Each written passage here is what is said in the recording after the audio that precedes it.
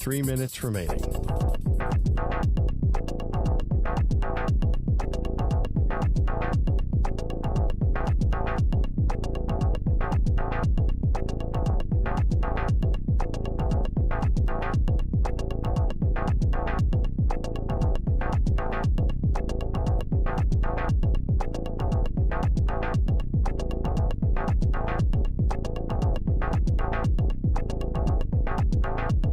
Two minutes, 30 seconds remaining.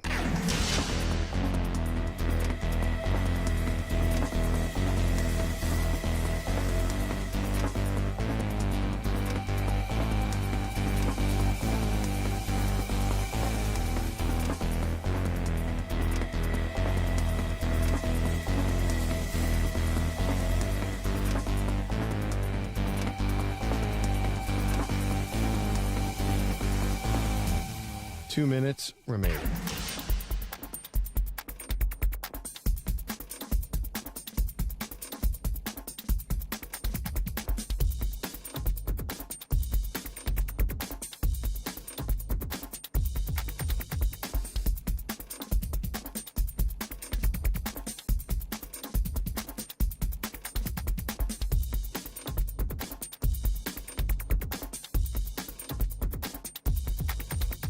One minute, 30 seconds remaining.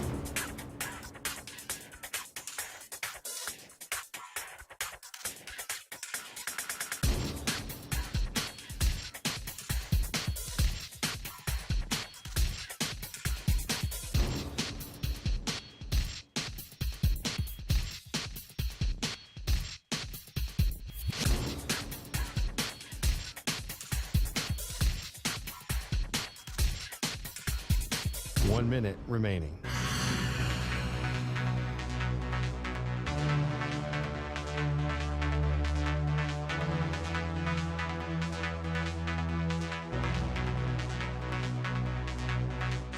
Forty-five seconds remaining.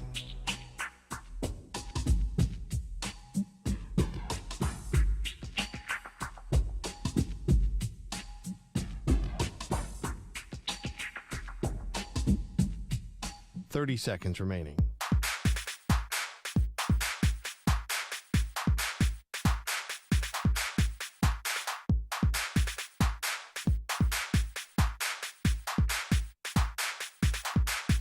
Fifteen seconds.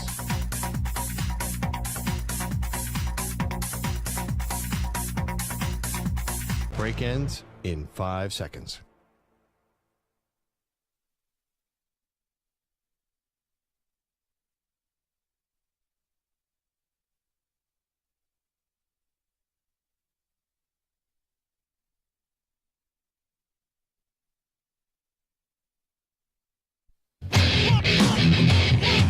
He's live.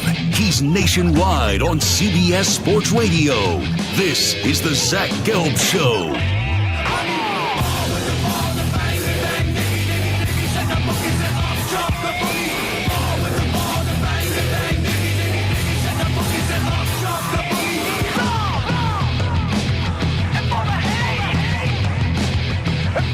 Here's your host, Zach Gelb. Live from the palatial yet not overly ostentatious studios of CBS Sports Radio here in beautiful New York City, sitting on top of the 10th floor of 345 Hudson Street. Welcome on in to a Thursday edition of the Zach Gelb Show across all of our great local CBS Sports Radio affiliates, Sirius XM, Channel 158, the free Odyssey app, and of course, streaming on YouTube. 855-212-4CBS is the number to jump on in. 855-212-4227. You could always get at me on the good old cesspool of Twitter, X, at Zach Gelb. Also on Instagram, where I'm always straight flexing, at Zach Gelb. That is ZACHGELB. Whole lot to do today. Coming up, joining us in studio 20 minutes from now from the NFL Network, has been anchoring Good Morning Football all throughout the week. Colleen Wolfe will stop by in studio. And then at 4:20 p.m. Eastern Time today, 1:20 p.m. Pacific, Ryan Harris, former Notre Dame and Denver Bronco offensive lineman, will stop by. We have to kick off Week 6. That comes your way later on tonight. And it features a matchup that is like, do we really have to watch this game? Where it's the Kansas City Chiefs going up against the Denver Broncos. The reports are that Taylor Swift will be in the building, so that's something to monitor. Will the Kansas City Chiefs score more points on offense tonight compared to the amount of times that Amazon, who is probably jumping up and down like fat kids in a candy store, is going to show Taylor Swift as she's cheering on her mans in Travis Kelce? But when you go through this game, we all know the Chiefs are going to win. The question just becomes by how many points the Chiefs are going to win by. I think the fascinating thing is to see here, can the Denver Broncos give us a game? And what I mean by that, can they play a 60-minute football game, even if they don't win, but when they're in the game throughout the entirety of it? Because you look at the Broncos, especially their quarterback in Russell Wilson, who this has just been a disaster for him, where he had a really good career and a really great career going in Seattle, won a Super Bowl, lost another Super Bowl,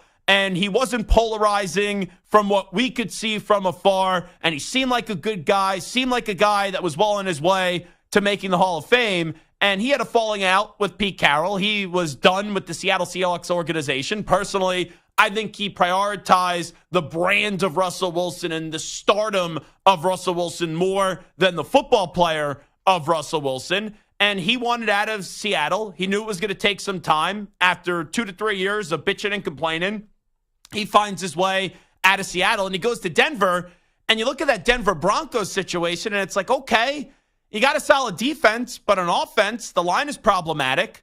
You got some young running backs. Javonte Williams was drafted, but wide receivers, and sure, guys like Cortland Sutton and Tim Patrick haven't been able to stay healthy, but when your best wide receiver is Jerry Jeudy in the year of 2022 and 2023 in the NFL, and Jerry Jeudy may be traded from now until the deadline, depending on what reports that you see today, it's like, what were you actually thinking when you were going from the NFC that had an identity problem in terms of there's not a lot of good teams and a lot of teams you could trust, and you go right into the gauntlet of not only the AFC where they are loaded with a bunch of teams, but you also go directly into the monster that is the AFC West when you're going up against Patrick Mahomes, who is Superman right now in the sport, and everyone's tugging at his cape. And we don't need to rehash all of this, but I said it at the time.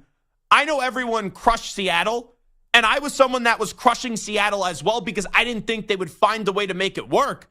But I remember saying the situation that he had in Seattle with Pete Carroll as his coach, DK Metcalf and Tyler Lockett as his two best wide receivers was better than the situation that he was going to in Denver.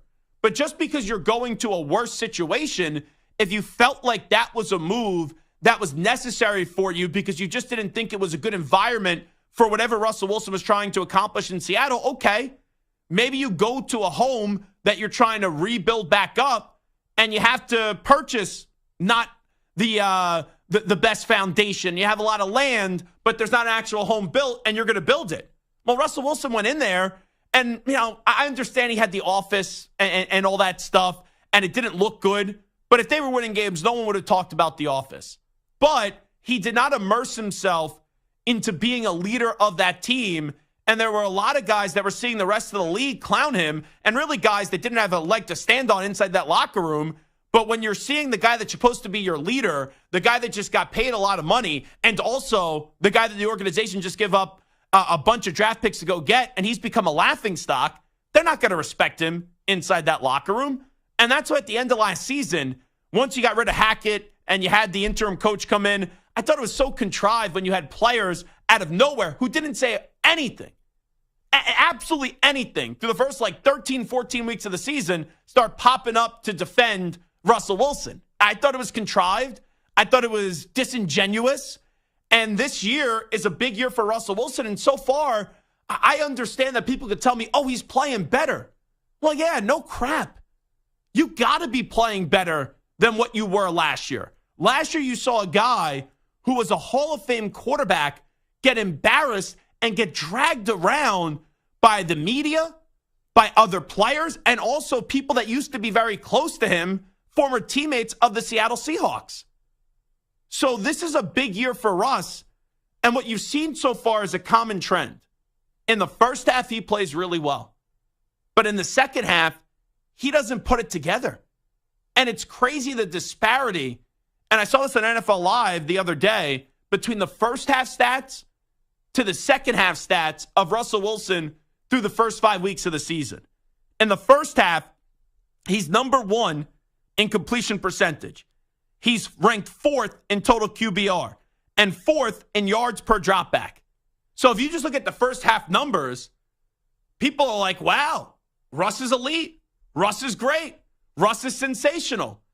And that does make his stats look actually better than what they are because it only tells half the story. Like if I get on this show and let's say each and every day I do 10 out of 10 radio for the first hour and a half. Yeah, people are going to look at some of the numbers and they're like, oh, it's inflated. But then in the final hour and a half, I just dog it and I become like the worst talk show host ever. You're not going to walk away saying, wow, that was a really good show. And I'm not saying it needs to be at this elite top 5 level throughout the entirety of 60 minutes. But Russ hasn't been able to find that middle ground where when you look at the first half, as I said, 1 in completion percentage, 4th in total QBR, 4th in yards per dropback. And then he gets into the second half. I almost had to do a double take here on the numbers. 31st in completion percentage, dead last in total QBR, and then 25th in yards per dropback. So I don't want to hear from people, oh, Russ isn't the problem in Denver, and Russ is playing really good football. You can't tell me that right now because the guy is playing really good football for a half. He's not playing an entirety of a good game. And tonight, I just want to see, and this is how low the bar is for the Denver Broncos. This is how low the bar is for Russell Wilson and Sean Payton. Can you guys show up for 60 minutes? Can you guys match the intensity from half 1 to half 2? Can you give me a game tonight where it's 28-24 and you have the ball late with 4 minutes to go and you're driving at Arrowhead where you could smell all that great barbecue smoke? Can you do that tonight? That's how low my standards are now for the Denver Broncos, and that's how low my standards are now for Russell Wilson. And there's no doubt about it in my mind. Russell Wilson, by the end of 2024, he's going to be gone as the quarterback of the Denver Broncos. He may get one more year, but he's only getting one more year at the absolute latest. Because, people are starting to point the finger and wave that finger to Sean Payton. And they're starting to say, Sean, you were brought in to fix this. And Sean and Russ have been able to fix it for a half. But the last time I checked, we don't pay quarterbacks, we don't pay coaches to only excel for 30 minutes. We pay coaches, we pay quarterbacks to be elite and to be great for 60 minutes of football. That's why you see everyone in the fourth quarter, they raise the four fingers up and it's go time. And you hear everyone say, as cliche as it is, play 60 minutes, play 60 minutes. The Broncos haven't played 60 minutes all season. So this Broncos team, can you just give us a game tonight? That's all I ask. I'm not asking, put me at a restaurant right now that's 5-star where I'm getting the best food in the world and I'm getting the best service and I'm going to have the best desserts. I'll settle for the 2-star meal tonight. I'll settle for the 3-star meal tonight. Just give me an appetizer that's edible. Just give me a main course that's decent. And give me a dessert that goes, hey, yeah, that was pretty decent. That's all I want tonight. Because if this is a game where it turns into that Chiefs-Bears game, where it was just absolutely one-sided, and all it turns out to be is just the Taylor Swift PR tour, where she's sitting next to Mama Kelsey or Brittany Mahomes, and she's smiling and she's looking great and she's enjoying herself. If we have to just look forward to Al Michaels breaking down Taylor Swift being in the building and Kirk Herbstreit as well in the third and fourth quarter, it's like, what are we doing for Thursday Night Football? But I have zero confidence that Russ is going to be able to make it a game tonight because he doesn't play a complete game anymore. And I just never seen this, right? Like if a guy was 38, 39, 40, it's different. You get up there in age. And maybe with what guys have like Brady and Big Ben and Rodgers, how late they played, we kind of take it for granted. But Russ is only 34 right now. And his decline really started last year, where it was a massive fall from grace. And with the criticism that Sean Payton is already starting to get, and inevitably it's going to be more, he's going to say we got to make a move. And it looks like we've seen it all throughout the year that they're blowing this thing up. It's going to continue. And this is the tear it down year. The question is, you have a big expensive couch in Russell Wilson. And when you were building the doors of your house, you didn't think, oh, we have to move that couch out because the couch doesn't work in the house anymore. Now you're just wondering, when do you ultimately determine, all right, we're going to open up the windows, right? And we're going to get construction people in there to take that couch out. Because at this point, Russ is an old, expensive couch. It's still like, yeah, it looks nice. But when you sit down on it, it isn't comfortable. And you know you got to go get a newer couch. And they'll get rid of Russell Wilson. It's just how much longer does Sean Payton want to wait?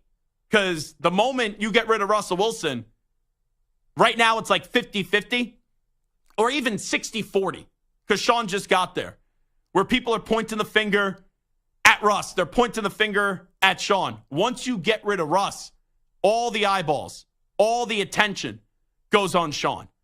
And I do think Russ also contractually, from a financial standpoint, will be there next year.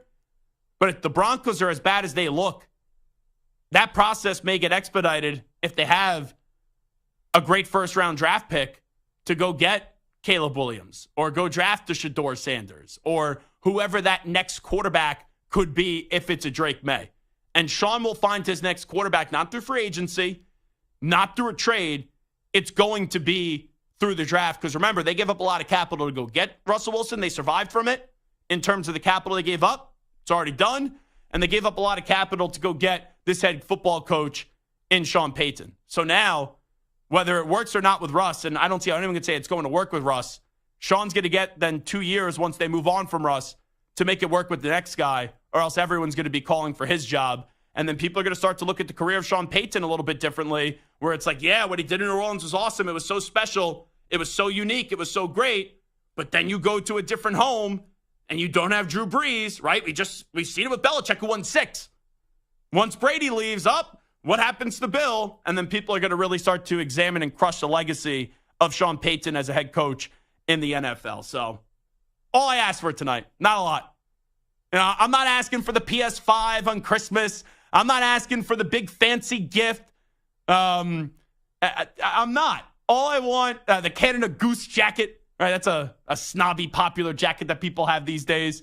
All I'm asking for is just give us somewhat of a game where like 5-6 minutes left in the fourth quarter, I could be entertained, but I have zero confidence that that's going to be the case. It feels like the Chiefs are going to win tonight, and not only win, but they're going to win big. 855-212-4CBS, 855-212-4227. Is there any optimism for the Broncos, and do you expect the game tonight between the Chiefs and Denver Broncos? We'll take a break. When we come on back, Colleen Wolfe, the fantastic NFL Network reporter, will join us in studio. You're in a 5-minute break.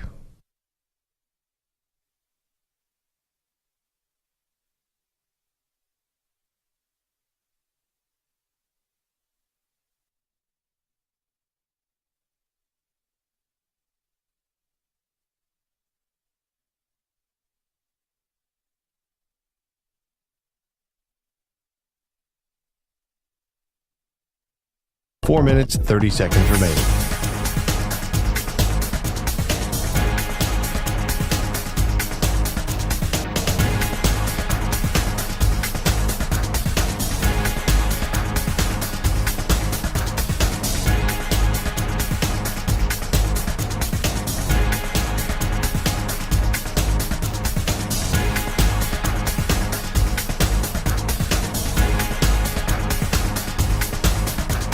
Four minutes remaining.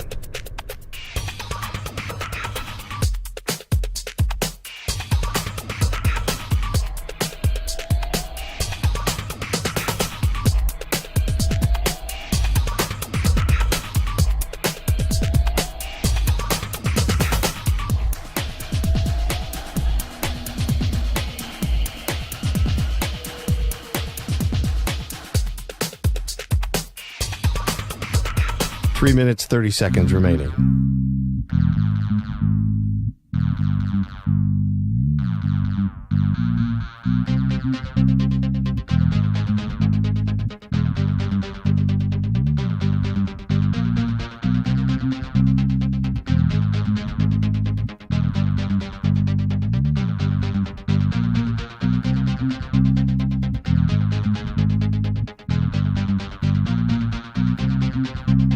Three minutes remaining.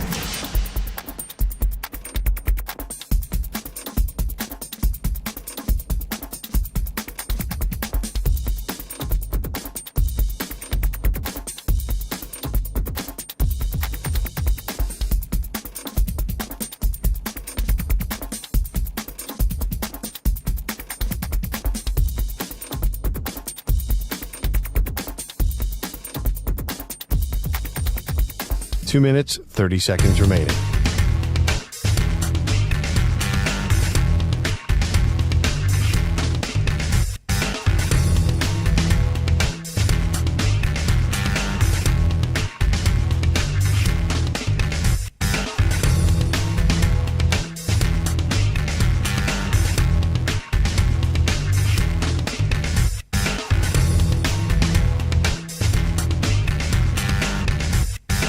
Two minutes remaining.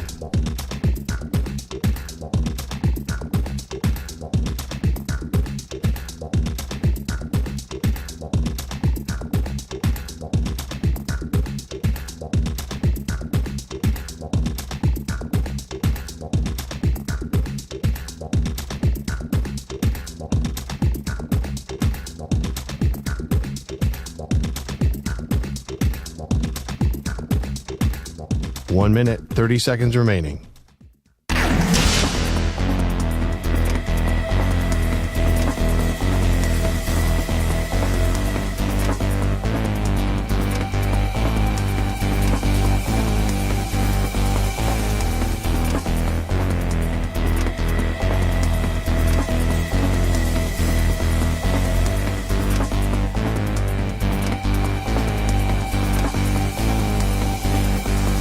One minute remaining.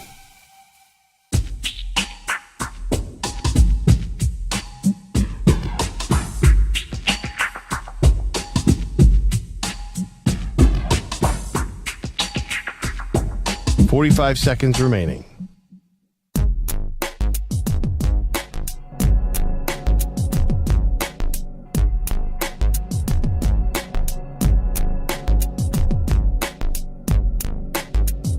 .30 seconds remaining.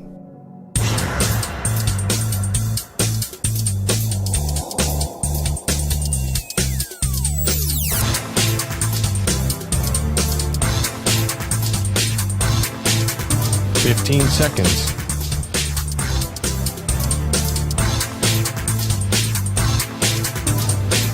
Break ends in 5 seconds.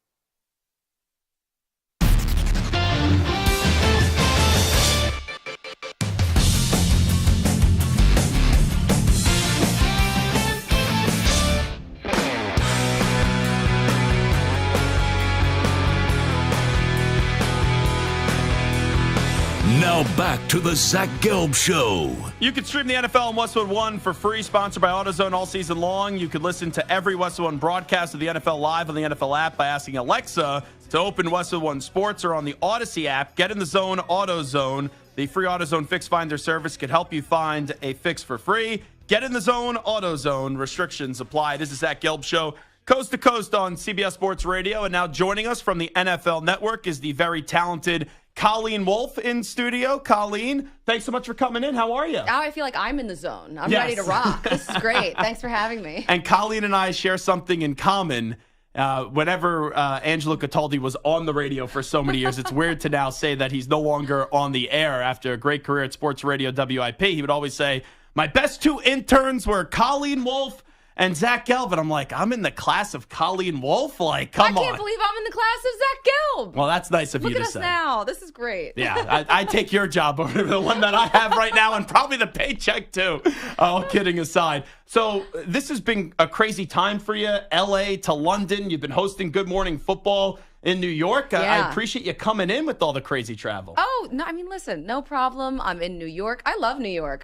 If I had the opportunity to come here more when the weather was like this, I'd live here year round. But I'm operating on a very strange schedule right now. I have no idea truly what time it is or what time zone I'm in, and I feel a little dead inside, but I'm ready to rock. Well, you have some good food options here. You could get the New York Slice. You could go to Katz's Deli and get a pastrami sandwich. You know what I have you been did? eating well? I went to Pasillo's. Right in Fidei, one of my favorite sandwich spots. Whoa, I had no idea that this thing was like a barbell. It was so heavy when I added all of this extra stuff not knowing how large the sandwich would be. And the seeded roll that it comes on. Phenomenal. Oh my God, incredible. There was like prosciutto. I added salami, arugula, tomatoes, mozzarella. It was everything. It was great. And you have a meal for 3 days. Like, I'm a large human Yes. being. My friends think I could eat like everything. I had Pasillo's for Bruce Springsteen last time when he was playing in MetLife a few weeks ago. And I said to my friends, I go, we need to bring a car for having Pasillo's because there's going to be leftovers. And it was to die for. I'll think of that sandwich actively for years. I'll never forget it. It puts you in a food coma. Also, I'll say this. When the pandemic first hit and we were watching NFL Network, the Thursday night crew that you guys had with Michael Irvin and Steve Smith, I was always wondering what was really going on behind the scenes then, because it would be like the craziest things I'd ever heard on TV. I know. We had such a great time. On the road, those shows were fantastic. And then once the pandemic hit and we were all separated into the guys stayed at home. And so they were having trouble, I think, sometimes staying awake because these games were not always the greatest. And then I was alone in this massive studio, like a cavernous space. So it was just a weird time like it was for everyone, but I definitely miss being on the road because, man, that atmosphere, it was the craziest thing I've ever done in my career. Colleen Wolfe here with us from the NFL Network. So tonight's game, and I can't really talk it up that it's going to be this great football game, and then sometimes it ends up being a great football game when you least expect it. But the biggest storyline for me going into this game is that Taylor Swift is reportedly going to be in the building. What do you make of all the TV coverage surrounding Travis Kelce and Taylor Swift and whatever their relationship is? I have massive Taylor Swift fatigue, and I'm so sorry to report that. I had it immediately, almost. I don't like when things are forced upon me, and I feel like it's being forced upon everyone. I like to see who she's sitting in the box with, and then I'm good. Then I'm done. Like, I don't really need to know if they, like, what this relationship is about. It's fun, but like it feels kind of like a lot at this point. However, I guess we'll see tonight how it goes on Thursday Night Football because we haven't seen Taylor Swift on an Amazon Prime game yet. And I feel like they do things a little bit differently. So maybe they'll change my mind. So what I just gathered is Colleen Wolfe is not a Swiftie. That's brave because you're going to have all the Swifties come after you now. It's not that I'm not a Swiftie. It's just that I listen to a lot of music, and she's, I think, a very talented musician, but I don't really know a lot of her songs, maybe. Do you feel like it's a genuine relationship? Some people just believe they have the theory that this is for publicity for Travis Kelce and Taylor Swift with the great tour she's on right now. Well, if it is for publicity, it's working. They are nailing this strategy. Everything seems to be coming up. The Kelce's at this point, their Netflix doc, the 400% sales increase on his jersey. It seems like, though, it could be a little manufactured, but who knows? Honestly, who cares? Like, if they're happy, that's great. But it is sort of, I can't believe the storyline that it is, but I guess they're two massive stars, so it's nice. Talking to Colleen Wolfe, get into that game tonight. It's kind of crazy because I opened up the show talking about Russell Wilson. And now I go into this game just saying, can we just get a game in the fourth quarter? It's wild to me how far Russ has fallen ever since going to Denver. You know, when you take his play in the first half of games, he's great. He's really, really good. And he is really, for me, not the problem right now. It's the defense that is really killing them. And they really have to clean up so many different things. But Russell Wilson, it seems like from last year, I feel like he's really come a long way. And I would love for them to get better in so many different areas. The run defense needs help. Like, Sean Payton kind of walked into this situation thinking that he, just being Sean Payton, I think, was going to be the solution. And he's experiencing a lot of the same problems that Nathaniel Hackett had last year. And after he said everything that he did during training camp about it being one of the worst coaching jobs he's ever seen in his life, it really is, I think, a tough pill for him to swallow, to experience all of this and kind of go through the same thing and not be able to fix it. Yeah, I thought he looked like a fool last week. Like, just putting it nicely, when you talk all this smack and then the Jets don't even have... It would be one thing if you get destroyed and they have Aaron Rodgers, but now they have Zach Wilson, and the guy that you went after was the offensive coordinator that was a part of exposing your team. The nice thing, though, for the Broncos is that they'll get Javonte Williams back. Yeah. And Jaleel McLaughlin looked great. That was the silver lining for them last week. So I'm interested to see how the touches are distributed, but that's a nice part of their game that they have, that running game. And on the other side, Kansas City scares the crap out of me because everyone's talking about everybody else in the AFC, and we haven't even seen this Chiefs offense really get going yet this season. No, we haven't, especially week one. You're missing Travis Kelce.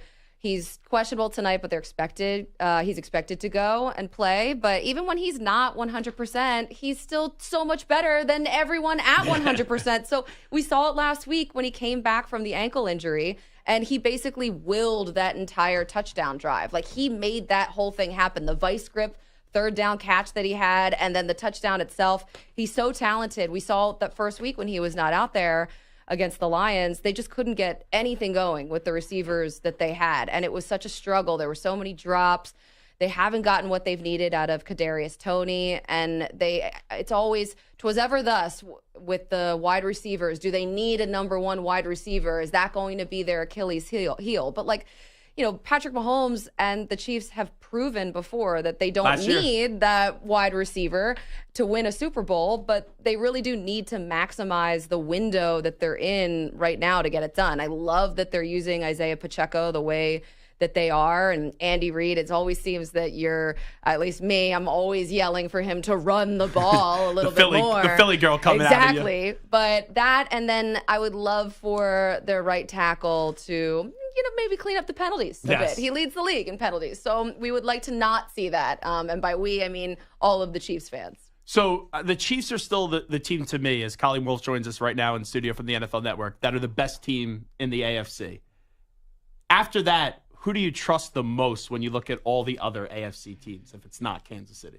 It's funny because during training camp and when the season was approaching, it was like the AFC is so stacked. Yeah. Like, it has so much talent. And the NFC is just like, you have the Niners and the Eagles, and everybody thought the Cowboys. Well, that is not the case anymore. But hey, the Niners and the Eagles, they've lived up to the expectations. They're both undefeated at this point. But in the AFC, the Dolphins, I think, have been a team that have been really, really fun to watch. Mike McDaniel, I think, is just revolutionizing offenses with all of the motion. And press conferences, too. Oh, my God. And aviators. One pair of sunglasses at a time. This guy gets it. I love it. He's funny.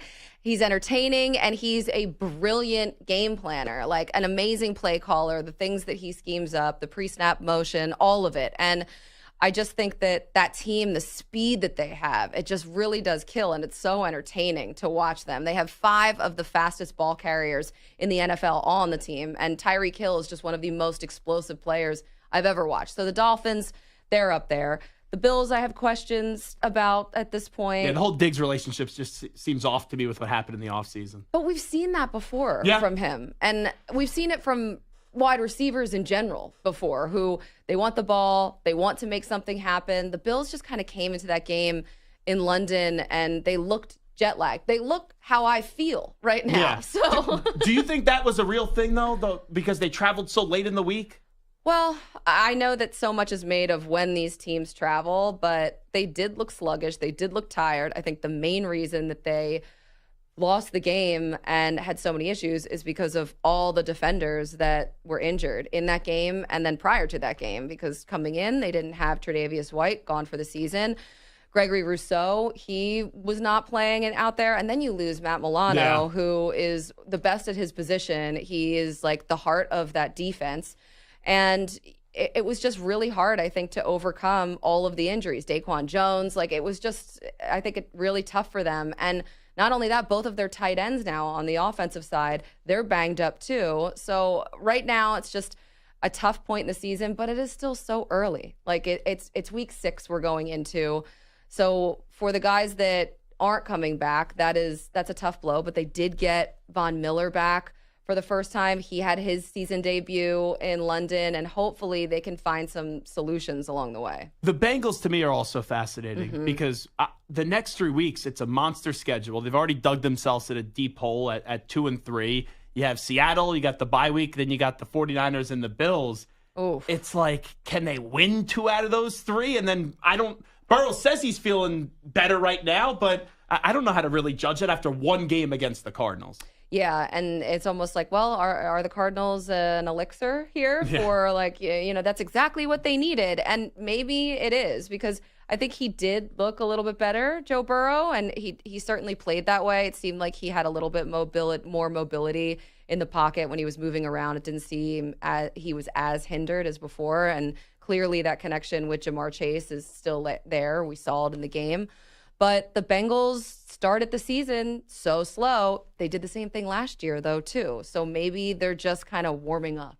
So I got thrown into this 49ers-Eagles debate. Everyone thinks I'm an Eagles fan just because I went to school at Temple and then lived in Philly 3 years after graduating. Tell the truth. I'm a Patriot fan. That's the What? truth. Yeah, I grew up as a Patriot fan. Andre Tippett is like family friends with my uncle, and he's from Framingham, Massachusetts. My dad worked on Sundays. I may or may not have done Eagles postgame on 97.5 the night when the Eagles won the Super Bowl as a Patriot fan. So No, you did not. Yeah. Oh, my gosh. Are you okay? How are you feeling? They've been outscored 72-3 the last 2 weeks. I was in the penthouse for 3, I had 9,000 Pasilla sandwiches for 3,000 years.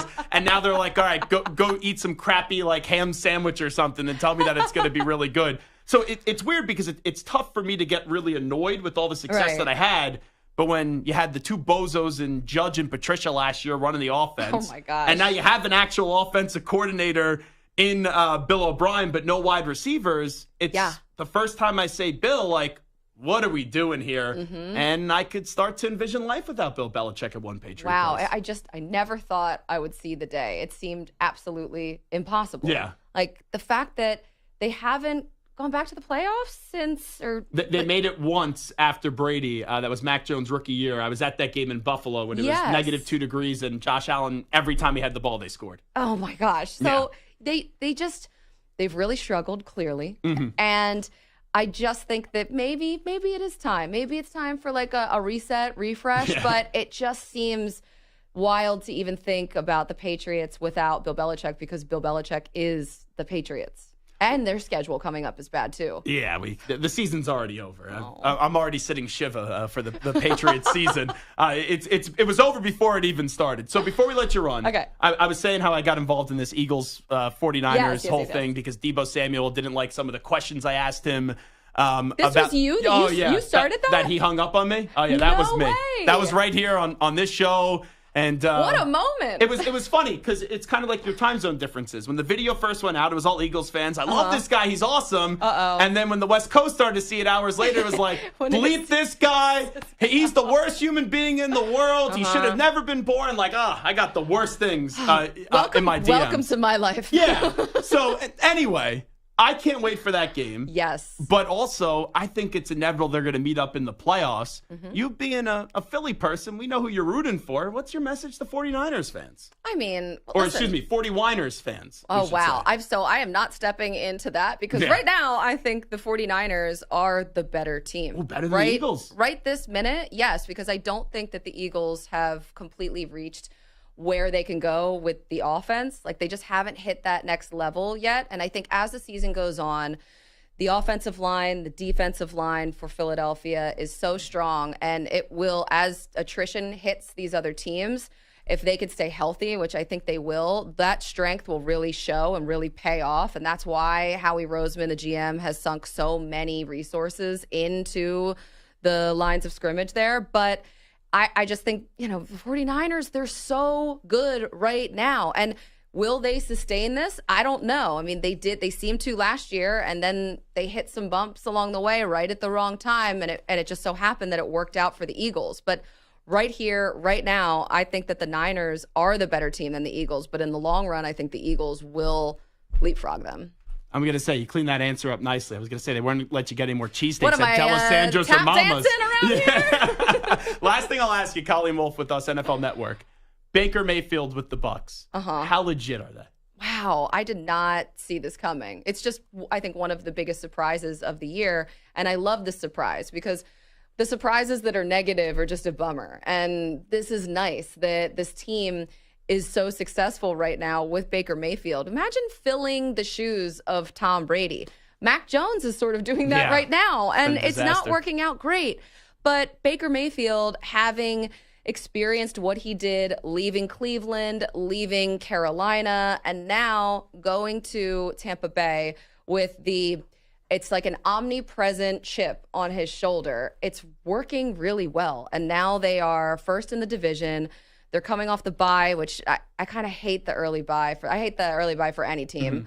But I think that they have a really nice shot of going on a run here. And if they can continue at this pace, it's really only just the beginning because this is his first season there. So they'll kind of get stuff going even more as the season progresses. She's the very talented Colleen Wolfe from the NFL Network. Colleen, appreciate you coming on and doing this. Thanks so much for having me. Go Angelo Cataldi and WIP. Colleen Wolfe with us. Alrighty, we'll take a break. We'll come on back. We'll do a little MLB baseball next with some craziness in the playoffs. I know Colleen's probably rooting crazy for Philadelphia Phillies, who are 1 win away from going back to the NLCS. But first up, standing by with the latest CBS Sports Radio update is the Act Man, Rich Ackerman.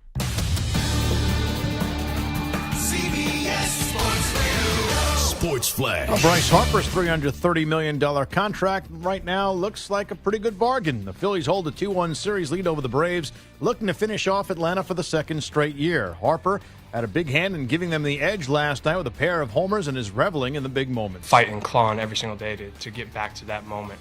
There were so many good times in 07, 08, 09, 2010, 11, and I wanted to get back to that moment.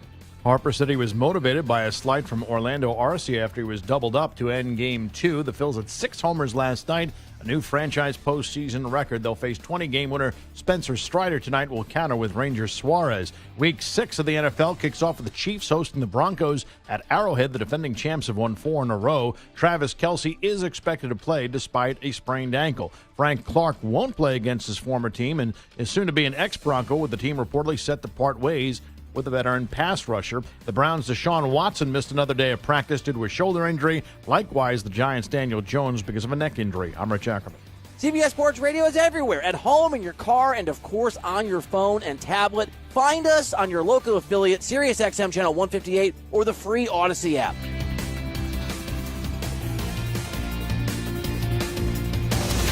CBS Sports Radio.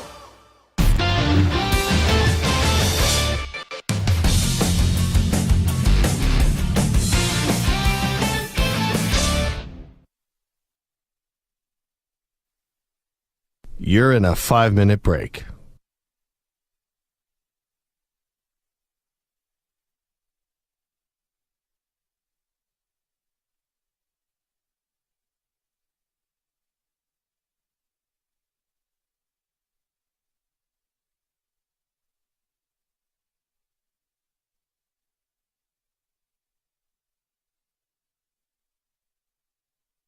Four minutes, 30 seconds remaining.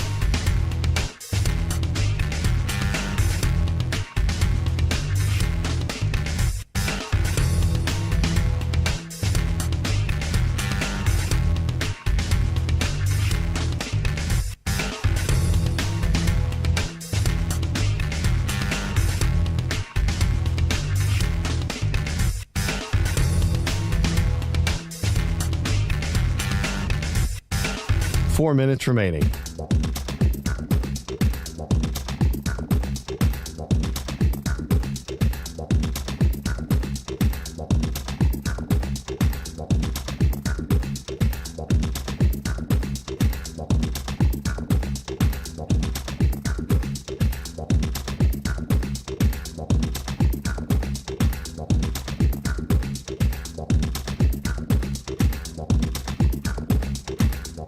Three minutes, 30 seconds remaining.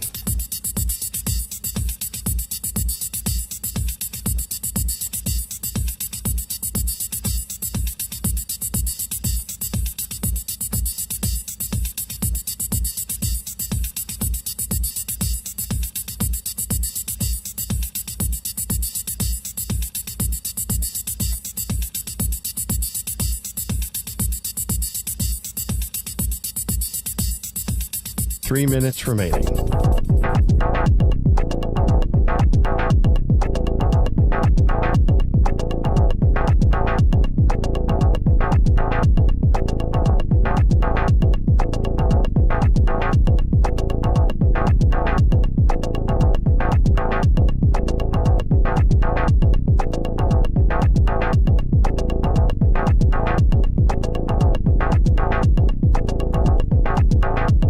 Two minutes, 30 seconds remaining.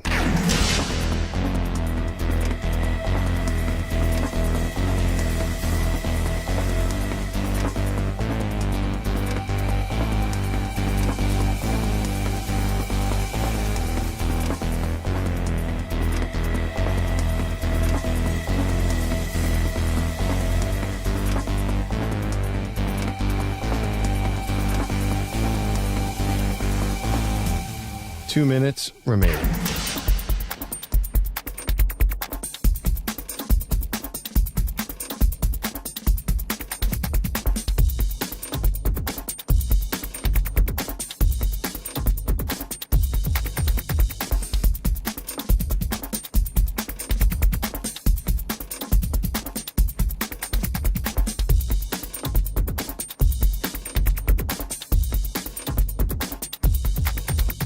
One minute, 30 seconds remaining.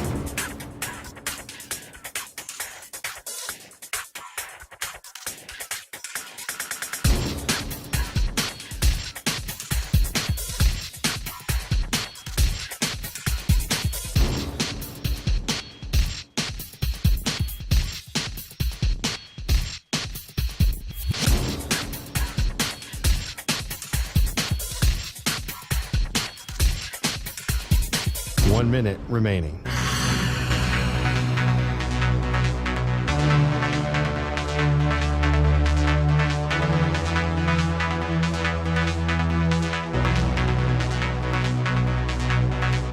Forty-five seconds remaining.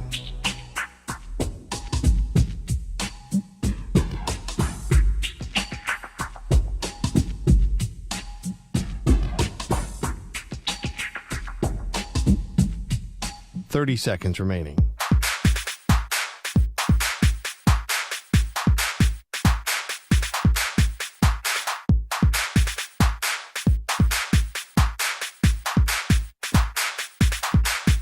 Fifteen seconds.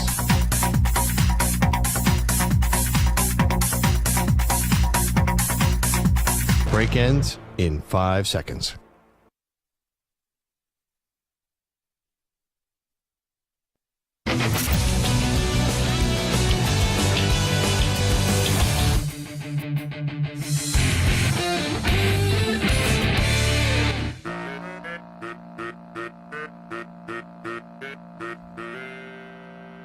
He's live. He's nationwide on CBS Sports Radio. The owners and the commissioner are just looking like fools. They're looking like clowns in a circus.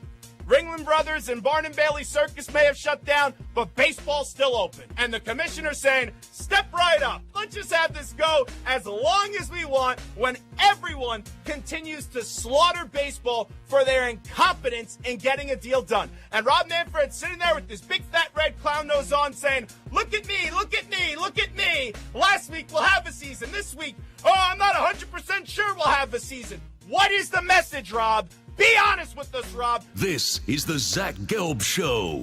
Here's your host, Zach Gelb. And it is the Zach Gelb Show on CBS Sports Radio.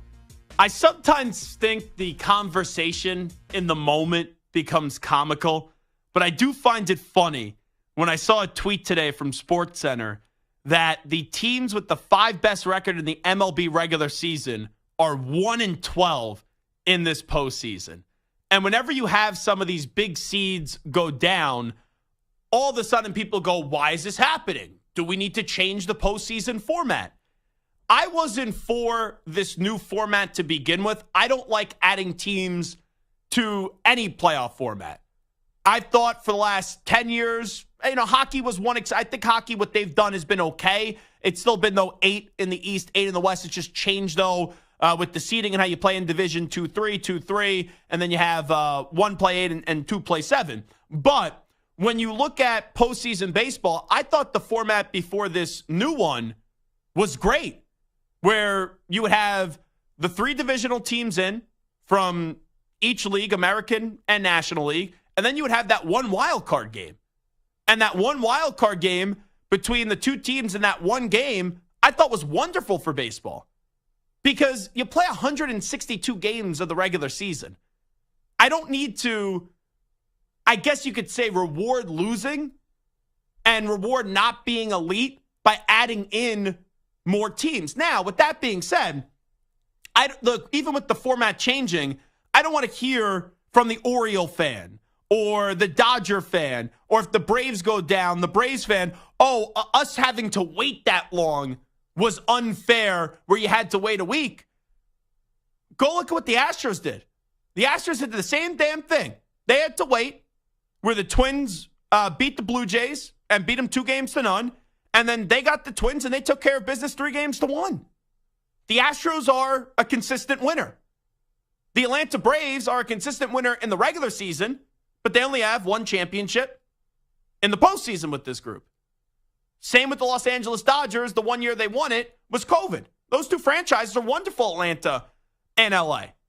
So I was more of a fan of the old format, if you want to say it's the old format just because of how many changes there's been throughout the years. But I think it's really weak, and I think it's really gutless when it doesn't go your way to now say, we have to change the Major League Baseball postseason format. Ultimately, money wins out. Major League Baseball does not care that, the teams like the Orioles and the Astros and the Dodgers and the Braves had to wait a little extra longer. They don't care. The more teams they get in, right, and the more money you make, that's all the sport gives a rat's ass about. But it is wild to me, this postseason, and we've seen it in all kinds of sports, right? We've seen last seeds like the Packers get into the playoffs, win a Super Bowl. We've seen in the NBA just this year, the Miami Heat were in the second playing game down with 3 or 4 minutes to go. The next thing you know, they're in the NBA Finals. There was that 1 year in hockey where you had a Canadians and Flyers Eastern Conference semifinal, and they were 8-7 when you had the Eastern Conference final. They were seeds 8-7. So we've seen seeds that aren't at the top end up going on runs. But the biggest takeaway I have so far from this postseason is just how quickly it's really moving. Where I know it's a certain allotted amount of time for the playoffs, but in the opening round, you had all sweeps. 3-game series, 2-0 by the Twins, 2-0 by the Rangers, 2-0 by the Phillies, 2-0 by the Diamondbacks. And now, in this next round, you've already had the Astros and Rangers both advance to the ALCS, with the Astros taking care of the Twins 3-1. You have the Rangers upsetting the Orioles 3-0. And, Brian, our buddy in the chat, is now he informed me. He sent me a tweet, Samter. Brian. He sent me a message, and he said, I love the show, but I am not listening to any sports talk for an entire week once his Orioles did go down. So Brian's been out on the show ever since the Orioles did go down to the Rangers just because he just can't take it. And unfortunately for Brian, he's a Panthers fan. Like in his message, he's like, maybe I'll listen again when the Panthers win. I said, buddy, we may never see from you again with the way that the Carolina Panthers are going. But you look across the postseason, ALCS, it's already there. And in the NL, the Diamondbacks surprisingly swept the Los Angeles Dodgers. And the Phillies could wrap this thing up tonight. They're up 2-1 against the Atlanta Braves. And that series has been crazy. Because in game 1, Phillies take a statement to the Braves and make a statement to the Braves. And remember, the Phillies beat the Braves last year and sent them home early. And then in game 2, it looked like the Phillies were cruising. You had the crazy catch by Harris, doubles off Bryce Harper. And then that series shifts back to Philadelphia last night. And Bryce Harper hits 2 home runs, and he was sensational in the game. I think the Phillies had 6 home runs in the game, and the game was a blowout. It was an absolute blowout. And now you go into this game tonight where it's like, this could be it for the Atlanta Braves. And you could look at your final 4 teams here. If you would have told me 2 months ago, not going into playoffs, but 2 months ago, it was the Astros, it was the Rangers, and let's just say the Phillies get there, it was the Phillies, and you didn't know who that 4th team was going to be coming from the NL, you'd be like, yeah, You know, I could see the Astros getting there. I said this at the All-Star break. Until someone takes down the Astros, they're my pick to get to the World Series and win it. Because you know the NL is going to beat up on one another. And now we could have an NLCS where we all thought the two best teams were the Dodgers and Braves, and we were all cognizant of how good the Phillies were and the run that they went on from a year ago. But there's a good chance that we don't have either of those teams in the NLCS. But you have the Astros and the Rangers. It's going to be a phenomenal series. I thought with the Rangers getting hurt, that would catch up to them. That's why I wasn't believing in them heading into the postseason. But they're so far 5-0 to start this postseason, taking down Tampa Bay, taking down the Orioles. And now you get this fun team in the Diamondbacks, who I talked to Christian Walker, who's their longtime first baseman. And I talked to him, this must have been in June. Yeah, it was before the MLB All-Star break. And I said to him, I go, do you feel like you guys have the pieces there? Because they have a young, talented team mixed with some good veterans to go make a World Series run. He says, I don't see why not. But then these months later, to have them in a position where they are 4 wins away from going to the World Series is crazy. So I do think Philly's going to take care of Atlanta. If you're the Phillies, I'm not saying that you got to win tonight because you could go into Atlanta and win a pivotal and deciding Game 5. But anything then goes if you get into a deciding game. The momentum is on your side. You could see the body and of the Atlanta Braves, and it's starting to get weak. Put the nail in the coffin tonight. But if we have our final 4 teams of Phillies and Diamondbacks and Astros and Rangers, there may not be a lot of appeal nationally. But my reaction isn't, we have to change the format. And now all of a sudden this format isn't right. Talent should win out. And in this case, the Dodgers didn't play up to their level. The Braves haven't played up to their level. The Orioles haven't played up to their level. But a team like Houston, who was in the same spot as the Dodgers were, on the other side of the bracket, they took care of business. So I don't want to hear this nonsense just because it didn't go your way for your team, and then you have a fan base start complaining, everything has to change. It's baseball. That's why John Sterling always says, you can't predict baseball, Susan. You really can't. And look at last year. Who would have thought we had a Phillies-Padres NLCS? So baseball's such an exciting postseason, and I have no problem with this format because you knew what the rules were going in. I preferred the old one, but I'm not all of a sudden going to say we have to change this and we have to do away with this just because some of the top seeds did go down.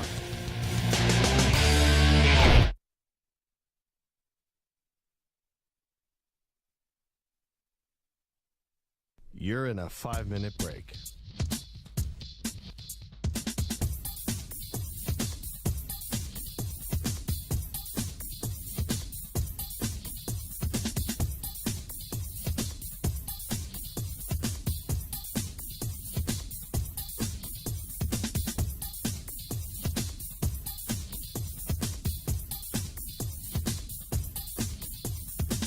Four minutes, 30 seconds remaining.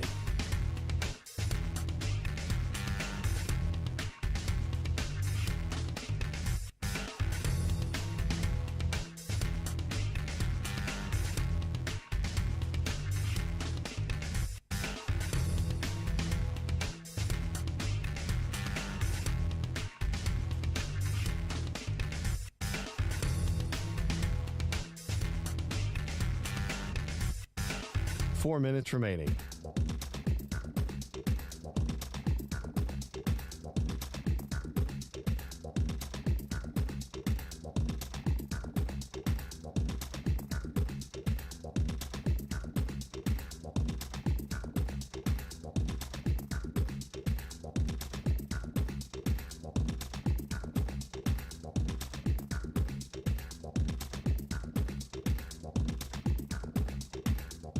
Three minutes, 30 seconds remaining.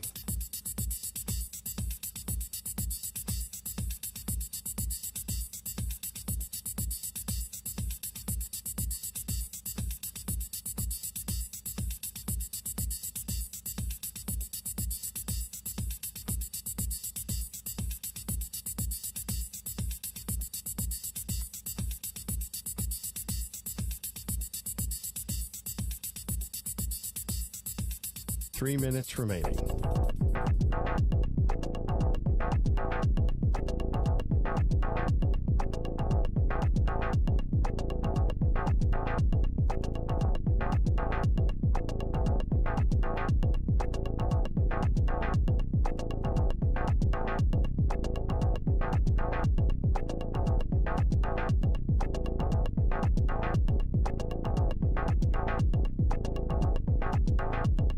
2 minutes, 30 seconds remaining.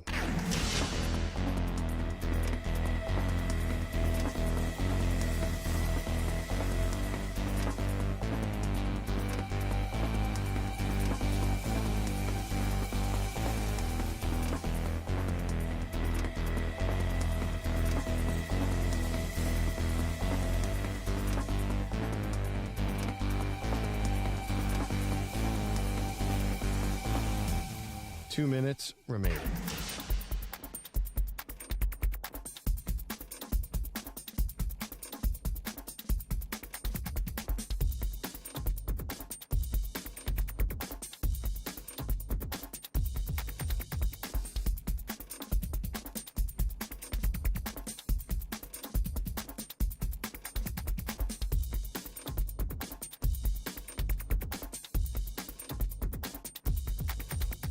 One minute, 30 seconds remaining.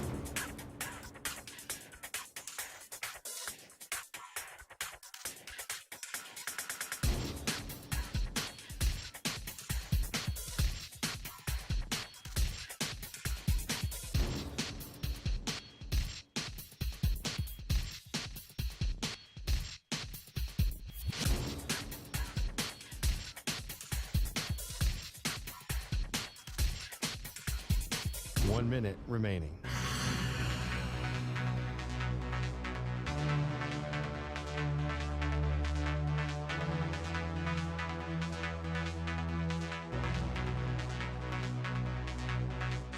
Forty-five seconds remaining.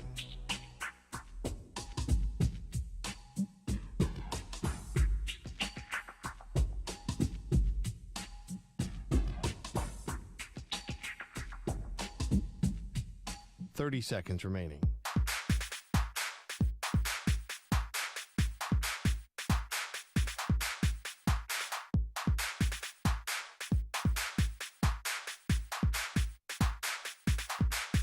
Fifteen seconds.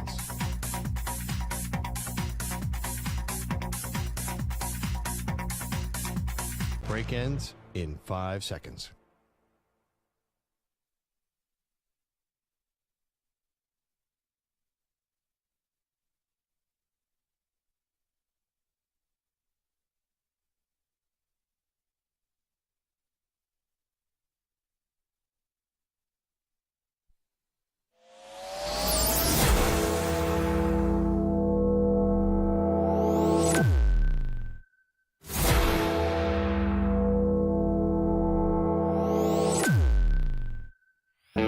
He's live. He's nationwide on CBS Sports Radio.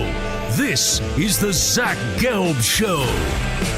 All righty, we continue. Zach Gelb Show, CBS Sports Radio, hour number 2 of our radio program. You know, I'm really excited for college football this weekend. 2 games in particular, Washington and Oregon, and we had Kalen DeBoer, the head coach of Washington, join us earlier in the week. That's going to be a phenomenal football game between the 7th and 8th ranked teams in the country. But another game that I almost think, I don't want to say it lost steam in terms of it's a dud, but this game was supposed to be an enormous game a few weeks ago, and that's Notre Dame USC. Now, there's a lot of history there, but I remember I was talking to Brady Quinn, and where he was at with Notre Dame heading into that Ohio State game, he thought Notre Dame was going to win. I also thought Notre Dame was going to win. And quite frankly, Notre Dame should have won the game if they could just catch an easy interception that McCordum was gifted them on that final drive. And if they could figure out how to count. And you would think with the emission standards at Notre Dame, they'd be able to count, but they couldn't. And the next thing you know, they only had 10 players on the field when you needed 11. And that was the drive where Ohio State, that was the final play where Ohio State did score. But that Notre Dame USC game a few weeks ago felt like it was going to be the biggest Notre Dame USC game since the very famous Bush Push. That's what it was feeling like.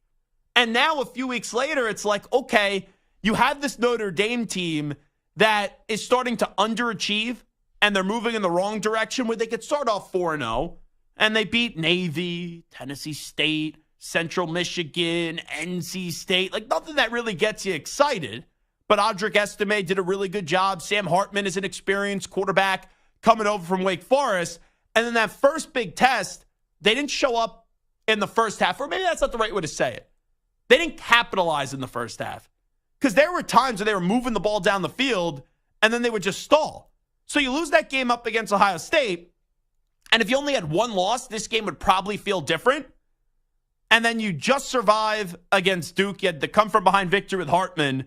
And then last week, you lose by 13 points to Louisville. So now having 2 losses, Notre Dame probably needed to be undefeated to get into the college football playoff. You could make the case 1 loss, and if the right teams that win the conference championship have an extra loss or 2 on their resume, or if it's a bizarre situation where like a Kansas State, let's say, wins a championship, and maybe that would have knocked out TCU a year ago, even though it didn't. But something like that where you got some help, you could talk yourself into a 1-loss Notre Dame team if it was just to Ohio State by 3 points, still getting into the college football playoff. But now you're at 2, and I'm fascinated. 2 things from this game, and both have to do with coaching. But let's start with the Notre Dame front because I'm talking about the Fighting Irish right now. Like, I wonder where the Notre Dame fans' confidence is at with Marcus Freeman. Because last year was a slow start, good finish. This year, after the first few weeks, there was a lot of high expectations that were starting to brew. And if you don't win this game, you're now going to be sitting there at 5-3. And you're going to be like looking at it and be like, what do we really have to look forward to this year? And what did we really accomplish? Like, if you're sitting there 5-3 and your best win is Duke, when you had Ohio State on the schedule, USC on the schedule, and you lost to Louisville, that's not a good look for Marcus Freeman, who's someone who I think is young. I think he's very talented. I've enjoyed my conversations that I've had with Marcus Freeman, but eventually you got to win. And say what you want about Brian Kelly and the bad job right now that Brian Kelly's doing at LSU with his family. Because year 1, it looked like it was going to be a disaster. Then he turned it around and he found himself in an SEC title game. And then in year 2, he hasn't carried over the momentum because they already have 2 losses. And LSU's been the most disappointing team in college football. But Brian Kelly, when he took over that Notre Dame team, they were in a brutal spot. Like, they were in a really rough spot. And not only did he bring stability back to Notre Dame, he made Notre Dame very, very good. And what I mean by very, very good is, sure, Notre Dame, you never thought they were going to win a national championship, but they did play for a national championship back when you had 2 teams get in and they got destroyed by Alabama. That was the whole Manti Te'o year. And they made the college football playoff, I believe, 2 other times with the expansion to the 4 teams. So Brian Kelly brought a different level back to Notre Dame that they haven't seen in a while. And now, not going to a conference, and sure, you could back your way into the playoffs next year. And I don't think they need to join a conference because if you look at Notre Dame, if they don't join a conference, if they have 1 or 2 losses as a non-conference team, I think they're going to get in just because of the brand of Notre Dame when we move to a 12-team format. But right now, they're not going to be going to the college football playoff this year. And for Marcus Freeman, I think there's an enormous amount of pressure on him this weekend for him to go have a statement victory.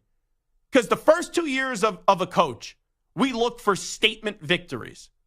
And like last year, with how it started with him losing to Marshall, even though that season ended on a good note, there wasn't really moments last year that you were like, wow, this Notre Dame team is great. Like the Clemson game, yes. You could definitely say the Clemson game was a big win for him. But now the way and they won 35-14. But now the way we view that Clemson program isn't the same as we view that Clemson program 4 or 5 years ago. Like, I'm not going to get all delirious about the bowl victory up against South Carolina either. So, like, you look at this game, if things are really working for Marcus Freeman to the level that they should at Notre Dame, you should beat USC this weekend. And I'm not saying that it's a lock that Notre Dame beats USC because you need Notre Dame's offense to show up. But the biggest flaw for USC is their defense. And with Audric Estime and Sam Hartman, I know he's not 100%, you guys should be able to have your way with this porous USC defense. Now, the question is on defense, can you step up? Can you, I don't want to say stop because you can't stop Caleb Williams, but can you make him have a mistake or 2 in the game? I got to see Notre Dame have a big-time effort this week. I got to see Notre Dame, where they are at home for this one, win the football game. And, so far, I just don't know what to expect from this team. Because, Stu, you're a Notre Dame football fan. It's like the Ohio State game is so frustrating mentally still. Even after, that game was on September 23rd. We've had a few weeks. And I'm not a Notre Dame fan, but that game is frustrating because I watched Notre Dame that day, and I said they're a better team than Ohio State. And they let Ohio State off the hook. And when you have and Ohio State's a very talented program, we all know that. But when you have a chance to knock them out, you have to deliver the knockout punch, and Notre Dame was incapable of that. And then the last 2 weeks, they've been sluggish. Like that Duke victory, it was, they beat Duke. All right, they survived. And then Louisville, I know Jeff Brom has done a very nice job, and they're undefeated coming back to Louisville. But you lose to Louisville and you have 2 losses. It's like, okay, now let's see how much progress Marcus Freeman's made from year 1 to year 2. When you go up against USC, where you know they're going to score, you know USC is going to put up a ton of points this weekend. But then on the other side, Notre Dame's offense should be able to thrive going up against this crappy USC defense. Yeah, I definitely expect them to put up, hopefully 40 points, something like that. I mean, if they lose a close game, if they lose like a 45-42 type of game, it's not great, but at least it's, competing with one of the best teams in the country. But you're right. They need to have some big wins the rest of the year, and I think next year is the key. Next year's the year they have to compete for a playoff spot, and if they don't, the rumors are going to start, and the talk's going to start that Freeman's not the guy. Well, it's going to be interesting, too, how in a year from now we look at the teams that make the college football playoff. Because it was at 4, and now we're going away from 4. If you get in as the 11th or 12th seed, I think it depends on the school. If you are a smaller school, if you are in the non-Power 5, or it's going to get truncated to 4 because the Pac-12's dead. But let's say if you're one of those schools, yeah, sure.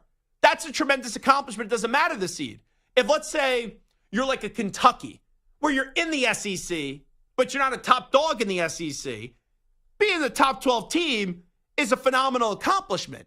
But when you're the brand of a USC, when you're a brand of a Notre Dame, Alabama, LSU, Georgia, Michigan, Ohio State, it's like just getting in to the college football playoff now with the safety blanket of it being 12 schools, shouldn't be good enough.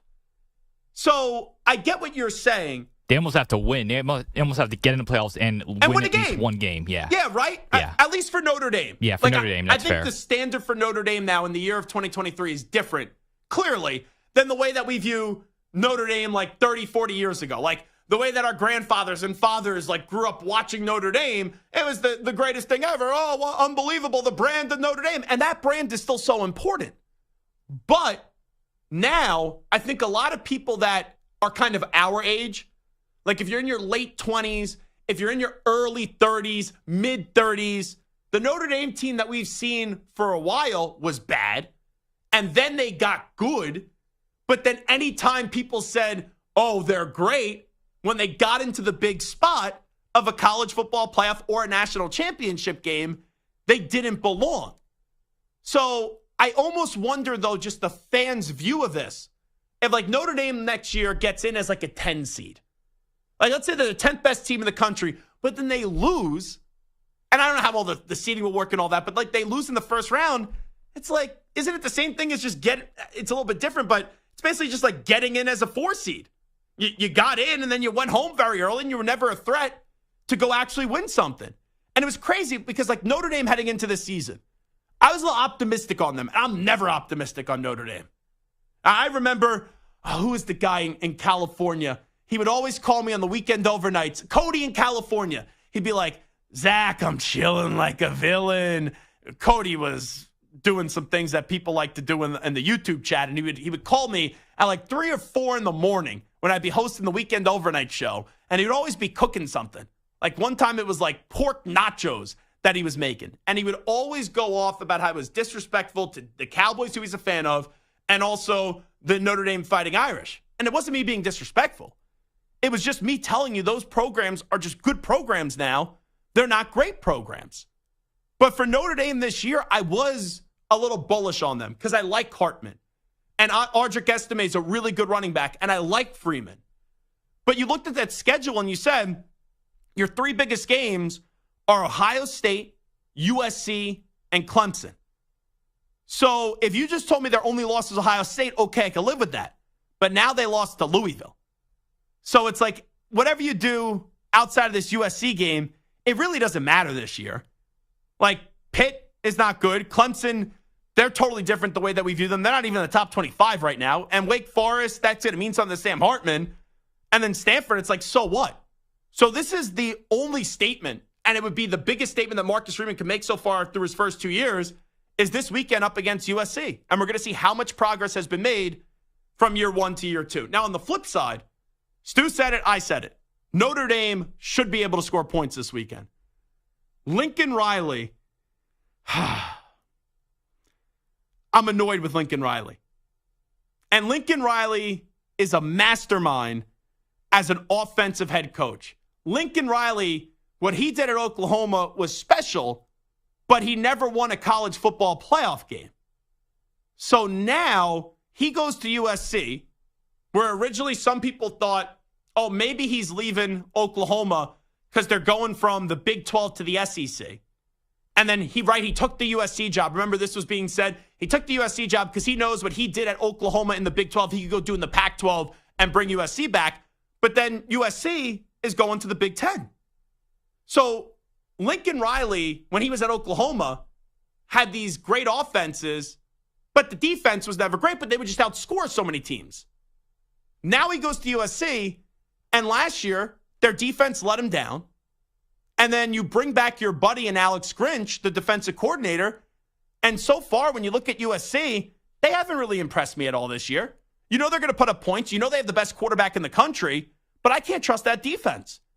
And I know coaches value relationships. I know coaches are sometimes very loyal, and there's coaches that aren't loyal. There's coaches that are extremely loyal. And you have to do everything wrong to get rid of your pal and your buddy. But Lincoln Riley, with Caleb Williams and a team that if they had some resemblance of a defense could win a national championship, him trusting Alex Grinch is a problem. It's like you look at the defensive performances they played well this year. It's against Nevada and it's against Stanford. They didn't look great against Arizona State defensively. They didn't look great in the second half against Colorado. Heck, they just survived against Arizona in a crazy overtime game. So let's see against an offense that's really solid with a quarterback that you respect and a running back that you respect, if this USC defense could show anything this weekend. And it's tough for me to expect that just because, like, we've seen this script before with Lincoln Riley, and we've seen this script before with Alex Grinch. And that's why I've been saying it when the season started. And also, Hot Take Hickey was hyping up USC. So usually when he says something, I just go the other way. Not like contrived radio or contrived sports talk like some other networks do. It's just he's usually more wrong than actually being right. But when you look at USC, I trusted the entirety of the team with Oregon and then also Washington more than the USC Trojans. So this weekend, I want to see if Marcus Freeman can take a big step and the biggest step he's made at Notre Dame. And I want to see if this USC defense can show a pulse and actually make some plays defensively to catapult them back into maybe the circle of trust for them being a national championship contending team this year. All righty, Zach Gelb Show, CBS Sports Radio. We'll take a break. Someone that's going to be on the call of that USC Notre Dame game is a former Notre Dame offensive lineman. He also played in the NFL, won a Super Bowl with the Denver Broncos. So we'll connect with our buddy Ryan Harris when we return. It is the Zach Gelb Show right here on CBS Sports Radio. You're in a 5-minute break.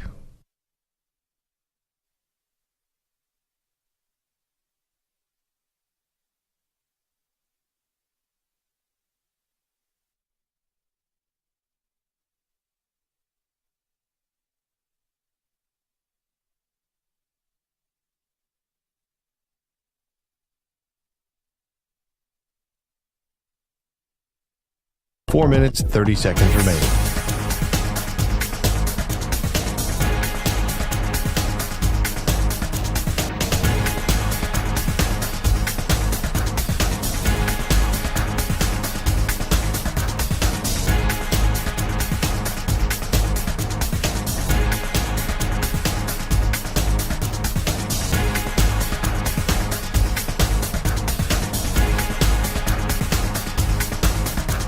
4 minutes remaining.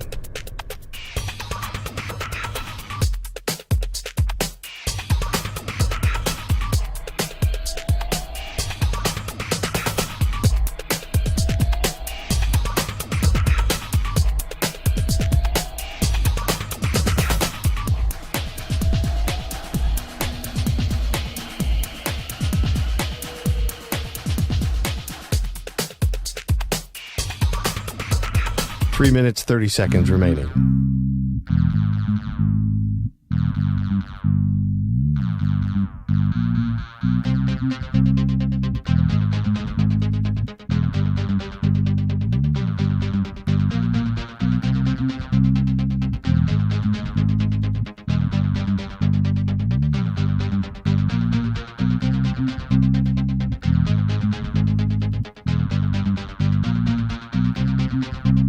Three minutes remaining.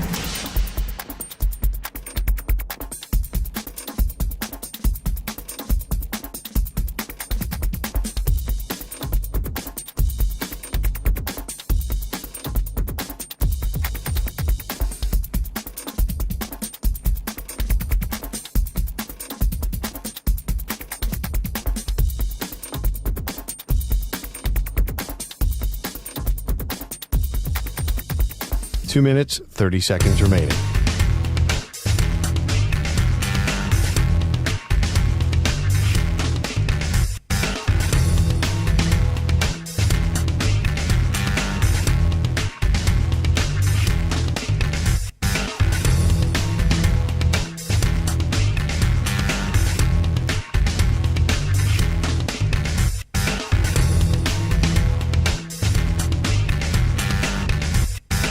Two minutes remaining.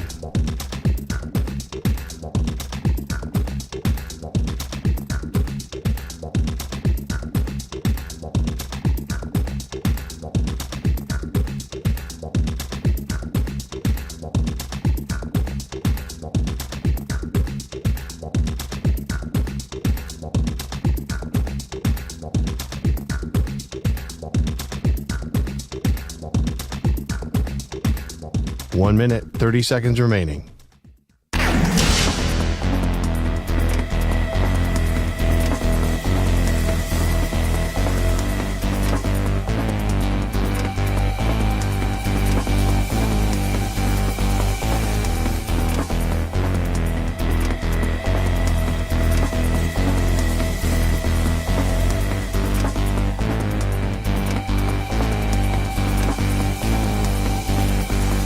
One minute remaining.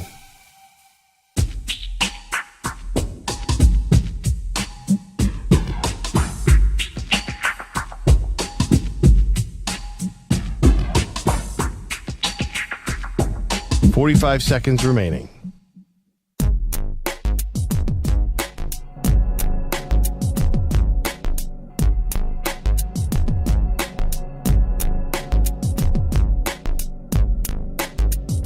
.30 seconds remaining.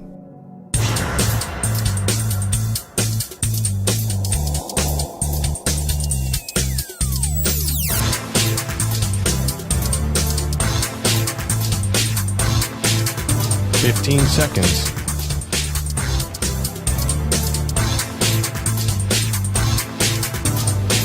Break ends in 5 seconds.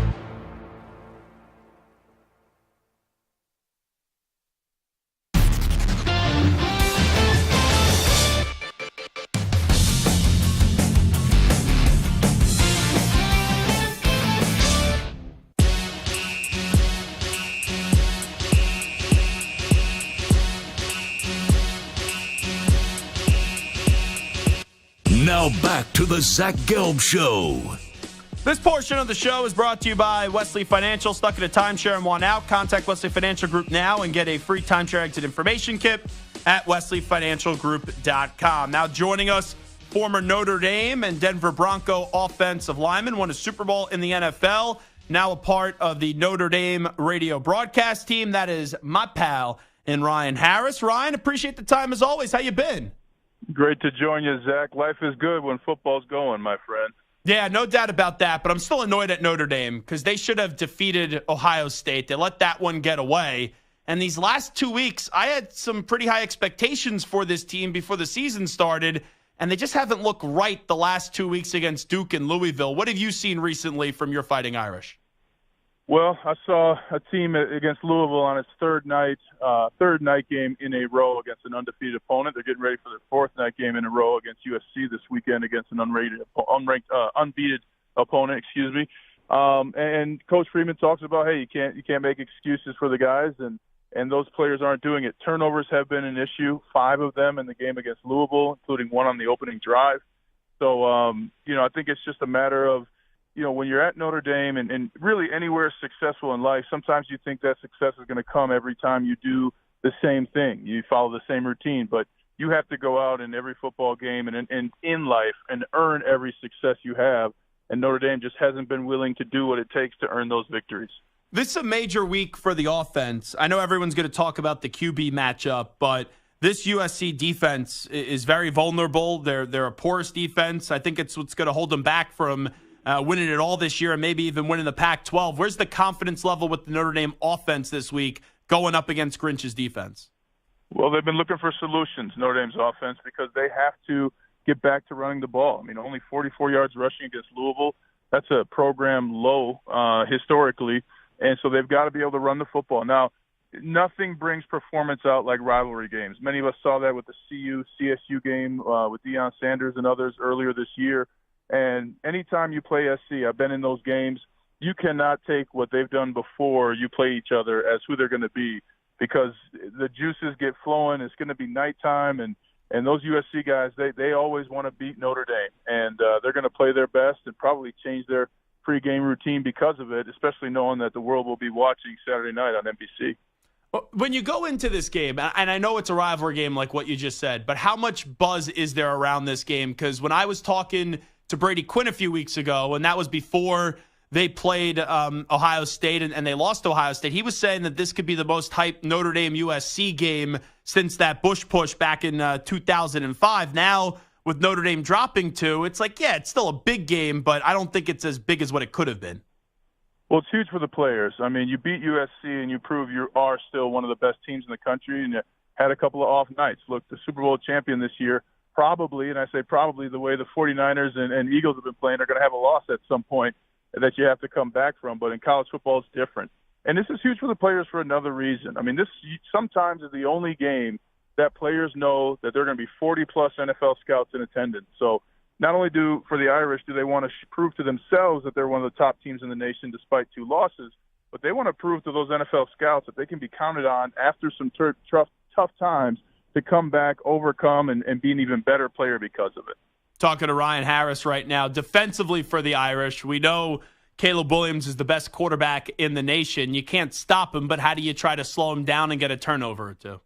Well, you got to get your defensive line to get some pressure, and that's been an issue all year long for the Irish. They've been high in the top 20 in the nation of getting pressure on the quarterback, but near the bottom third of the nation in getting sacks. So you got to get him on the ground. The other thing is to stop the run. I mean, their running back, Marshawn Lloyd, is legit. I mean, he can legitimately play. So you got to stop the run and hope that Brandon Rice and Taj do not beat you, because those are some talented receivers. But it starts with getting pressure by the defensive line. Then you got to spy with the back at different sides of the field with different backs so that Williams doesn't get keyed in on who's following him and run away from that guy. Talking to Ryan Harris, 1 to 10, 1 no confidence, 10 all the confidence in the world. Where's the confidence level of Ryan Harris in Notre Dame this weekend? It's a 7, man. I mean, when this team is rolling, Audric Estime, 220-pound running back, is bursting through the line of scrimmage behind his preseason All-American lineman, and the defense, one of the better secondaries in the nation, are getting turnovers. Those things can still happen for the Irish. So I think they come away with a victory. I do feel, though, Zach, I must be honest to you, yeah, I do have the green-colored glasses on, but there are many ways in which Notre Dame wins this game Saturday night. It's going to be a great one. I'll tell you, going back to the Ohio State game, we all know how good Estime is, and I know they have a lot of running backs on that roster. Did you have a problem with how long it took for them to really start handing the ball off to Estime in that game and get him going? I thought they were trying to use too many cooks in the kitchen that night. Well, they needed to, because Audric Estime, I mean, one of the things you put a player like that in, defensive players have specific keys when this player is in this position. So it opens up more opportunity for the offense to confuse the defense. And to be honest, and I love Audric Estime. I think he's going to be, winning fantasy footballers in their fantasy football leagues in a few years. But he was hesitant. I mean, there were multiple players and coaches who are not prepared for what it takes to win a big game like that. And unfortunately, Audric Estime took a little too long to get started in that game against Ohio State. And then, of course, everybody remembers, the final two play of the game, Notre Dame has 10 guys on the field. Yeah, where's the Irish fans' confidence in Marcus Freeman? Because last year got off to a horrible start. They lose to Marshall. Then at the end of the year, they blow out Clemson. They win the bowl game. This year, the first big test, you mentioned it. They dropped the pick. They only have 10 guys on the field. The Irish fan confidence in Marcus Freeman is where? 10. I mean, wow. You can tell the players that he's recruited already, some of the freshmen. I mean, one of the freshman receivers, Greathouse, his first 3 catches were for 3 touchdowns. I mean, Rico Flores Jr. is a guy who's going to be drafted in the NFL, and as a freshman, he runs the motion routes like the 49ers do with full commitment. He runs 2 routes in a play. So getting guys like Sam Hartman to transfer to Notre Dame, seeing the opportunity, really doing some different things with the NIL to make sure it's in the players' best interest as well as the communities, having players who are making money through the NIL serve in the South Bend community. I mean, Marcus Freeman has a ton of support from the Notre Dame Fighting Irish, and you're 1 or 2 plays from this season going very differently. What did you make of the whole Lou Holtz and Ryan Day kind of beef and kerfuffle? Well, Ryan Day, this guy he went from being fired to 30 seconds later being, the Ohio State coach marching to the college football playoffs. So, look, you have to find a reason to make it personal. For me, when I played, it was always if this defender dared step onto the field, he's disrespecting me. You didn't have to say a word, but it's so disrespectful for you to line up against me to think you're in my same league. And I think Ryan Day just found some motivation and went after one of the Notre Dame greats in Lou Holtz. Wrapping up with Ryan Harris, let me get to your Broncos. Do they have any shot in this game tonight against Kansas City? They do. Many people don't know. Patrick Mahomes has thrown the most interceptions to one team. That team, the Broncos, at 8. That run defense has to be better. Otherwise, Isaiah Pacheco and company are going to go nuts. But there's a possibility. Maybe when Taylor Swift returns for a second time this year to the stadium, it'll go great for the Broncos. When you look at the future of Russell Wilson, is this salvageable? He's playing great in the first half. In the second half, the entire team has been awful. Are we just trending to where it's inevitable that in a year or 2 from now that this is going to be a divorce and the Broncos will have a new quarterback with Sean? Well, I mean, Russell Wilson's thrown for 3 touchdowns in multiple games this year, has had a phenomenal completion percentage, minimal turnovers, and, he's really being elite. And I'll tell you, having splits at halftime like that where his completion percentage drops about 15%, that's on coaches. I mean, you can't run the same plays the same way as you did in the first half and expect to be successful in the NFL. There's too many talented coaches and players who are going to make the adjustments necessary to force you to continue to create. And there's definitely some issues with the coaching and players, but Russell Wilson is not one of the issues for the Broncos. And the biggest surprise to me is this defense. I thought this defense was good. This defense is getting torched this year. Well, I mean, I hate to say I saw it coming, and I love Alex Singleton, the linebacker, and Juicy Jewell, the linebacker, and together they're about 100 pounds undersized to play middle linebacker in the NFL. I mean, you talk about Roquan Smith or some of the other linebackers who are 220, 240. I mean, you need guys like that in the NFL on defense, and that's really what's been getting the Broncos. Young players who are undersized, really getting found out, and teams are continuing to attack them. Ryan Harris, appreciate the time. Enjoy the games this upcoming weekend. Thanks for doing this. Thanks, Zach. And tell your dad to get things going the right way over there in New England. It's bad for the NFL when the Patriots lose this much. You think he's in danger of getting fired, Bob Gelb, or as you like to call him, Bill Belichick? I think that missing on DeAndre Hopkins was the beginning of the end of the Belichick era in New England, and Bill Belichick has earned every opportunity to extend his career. But he's not the same coach without the greatest quarterback to ever play the game. Thanks so much, Ryan Harris. You're the best. Thanks, Zach. There he is, Ryan Harris. And people have no clue what we're talking about. We're at a Super Bowl Radio Row, and my dad is wearing just a sweatshirt, and he has the hood up. And some people think my father resemble Bill Belichick, maybe just because they always have that sour kind of look on their face and that annoyed, perturbed look on their face. Because my dad, he's not the biggest people pleaser, let's just say, when he's in public. He just wants to get out of the crowd and go home. And Ryan Harris walks up to my dad. He goes, "Coach Belichick, what's happening?" And daps him up. And, Ryan and I have known each other for a while. And my dad comes back. He's like, "Some former NFL offensive lineman is calling me Bill Belichick." And I look over. I go, "Oh, it's Ryan Harris." I go, "That's hysterical." So we were talking about it. We always kid about it. So then a few Super Bowls later, my dad, I guess, was at Starbucks getting a coffee. And Harris sees him. And he goes up to the barista and says, "Put Coach Belichick on that guy's coffee." And they called out Coach Belichick as my dad's in the Starbucks. And he's like, "I know that they're saying that this is me," because my dad sees the resemblance a little bit.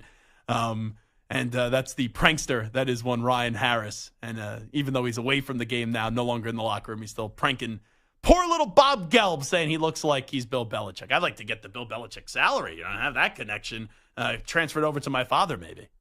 I mean, if it's all based on the voice, you've got the Belichick voice down. Yeah. So you're halfway there. Now all you have to do is just coach a couple Super Bowls, and then you're good. Yeah, we got to get my dad on the sideline, and we just got to have him speak like me when I do the whole Belichick impression. We're on Cincinnati. We got to get better in every facet of the game. And right now, we got to tear it down and start all over. We just got to start all over. Hey, Coach, how do you start all over? We just got to start all over. We just got to start all over. Do our job. Team effort. We're all about the team. T-E-A-M. Zach Gelb Show, CBS Sports Radio. We will come on back. There is one surprise name that's getting floated out there prematurely. This is all if Mike Tomlin says, "Matt Canada, you're gone as offensive coordinator." I know the Penguins fans the other night before the Penguins-Blackhawks game were chanting, "Fire Canada! Fire Canada!" So if the Steelers do fire Canada, one NFL longtime reporter in the Pittsburgh area says, keep an eye on one big name that used to coach in the NFL. We'll tell you who that name is on the other side. But standing by with the CBS Sports Radio update first is the Ackman, Rich Ackerman.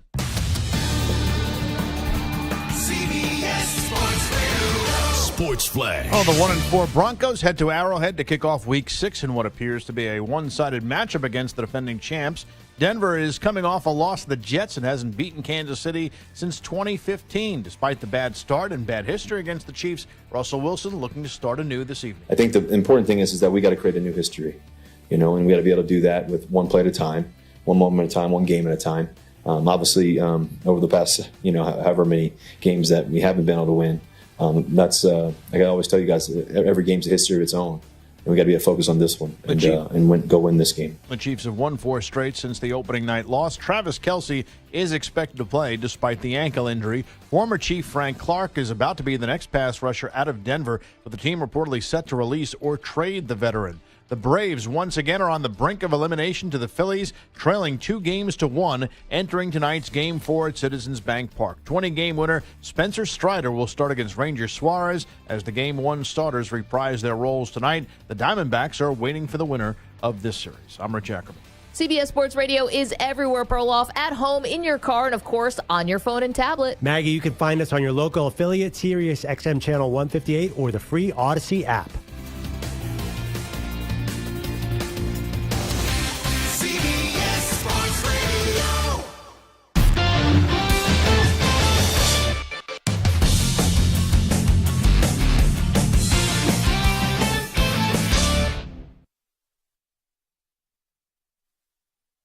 You're in a 5-minute break.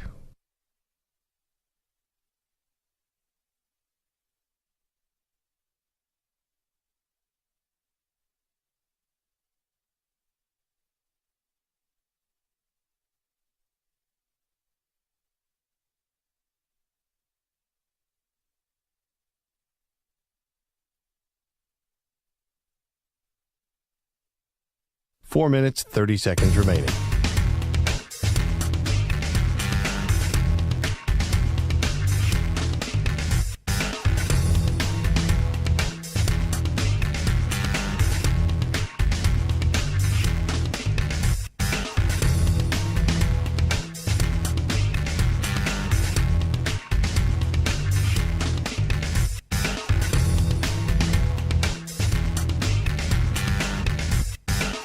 4 minutes remaining.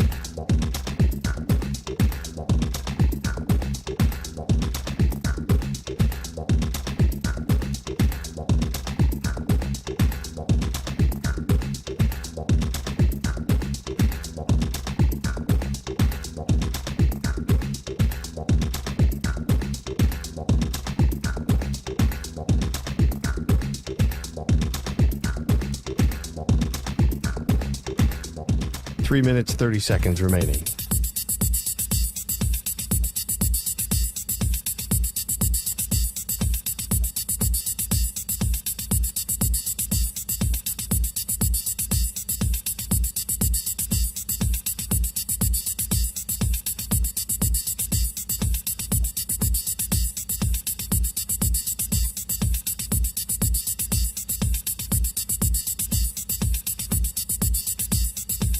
Three minutes remaining.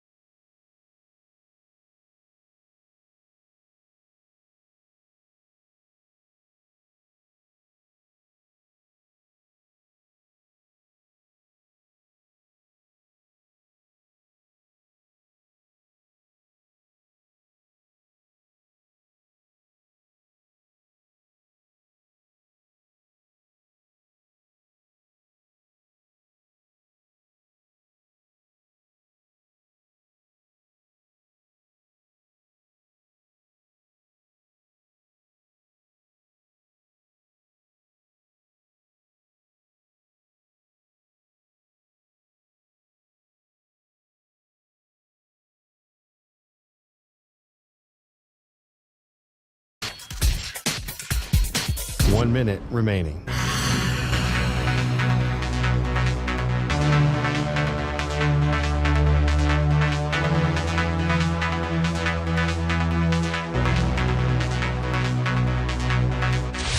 Five seconds remaining.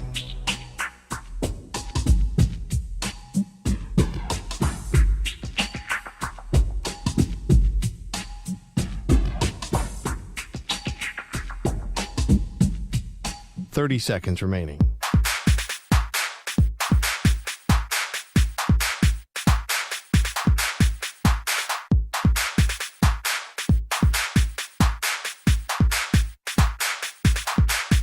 Fifteen seconds.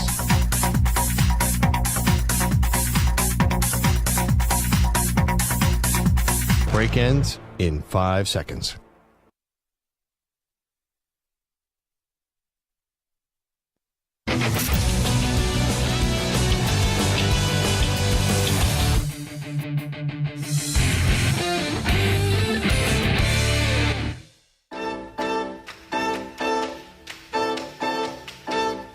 He's live. He's nationwide on CBS Sports Radio. This is the Zach Gelb Show. Legendary NFL on CBS broadcaster Ian Eagle here with us. You're a natural iconoclast. I've known that about you from way back when in your teen years. So none of this is surprising, and it's what makes you an excellent talk show host. Yeah, Skip Bayless Gelb just called me. That's what people say these days.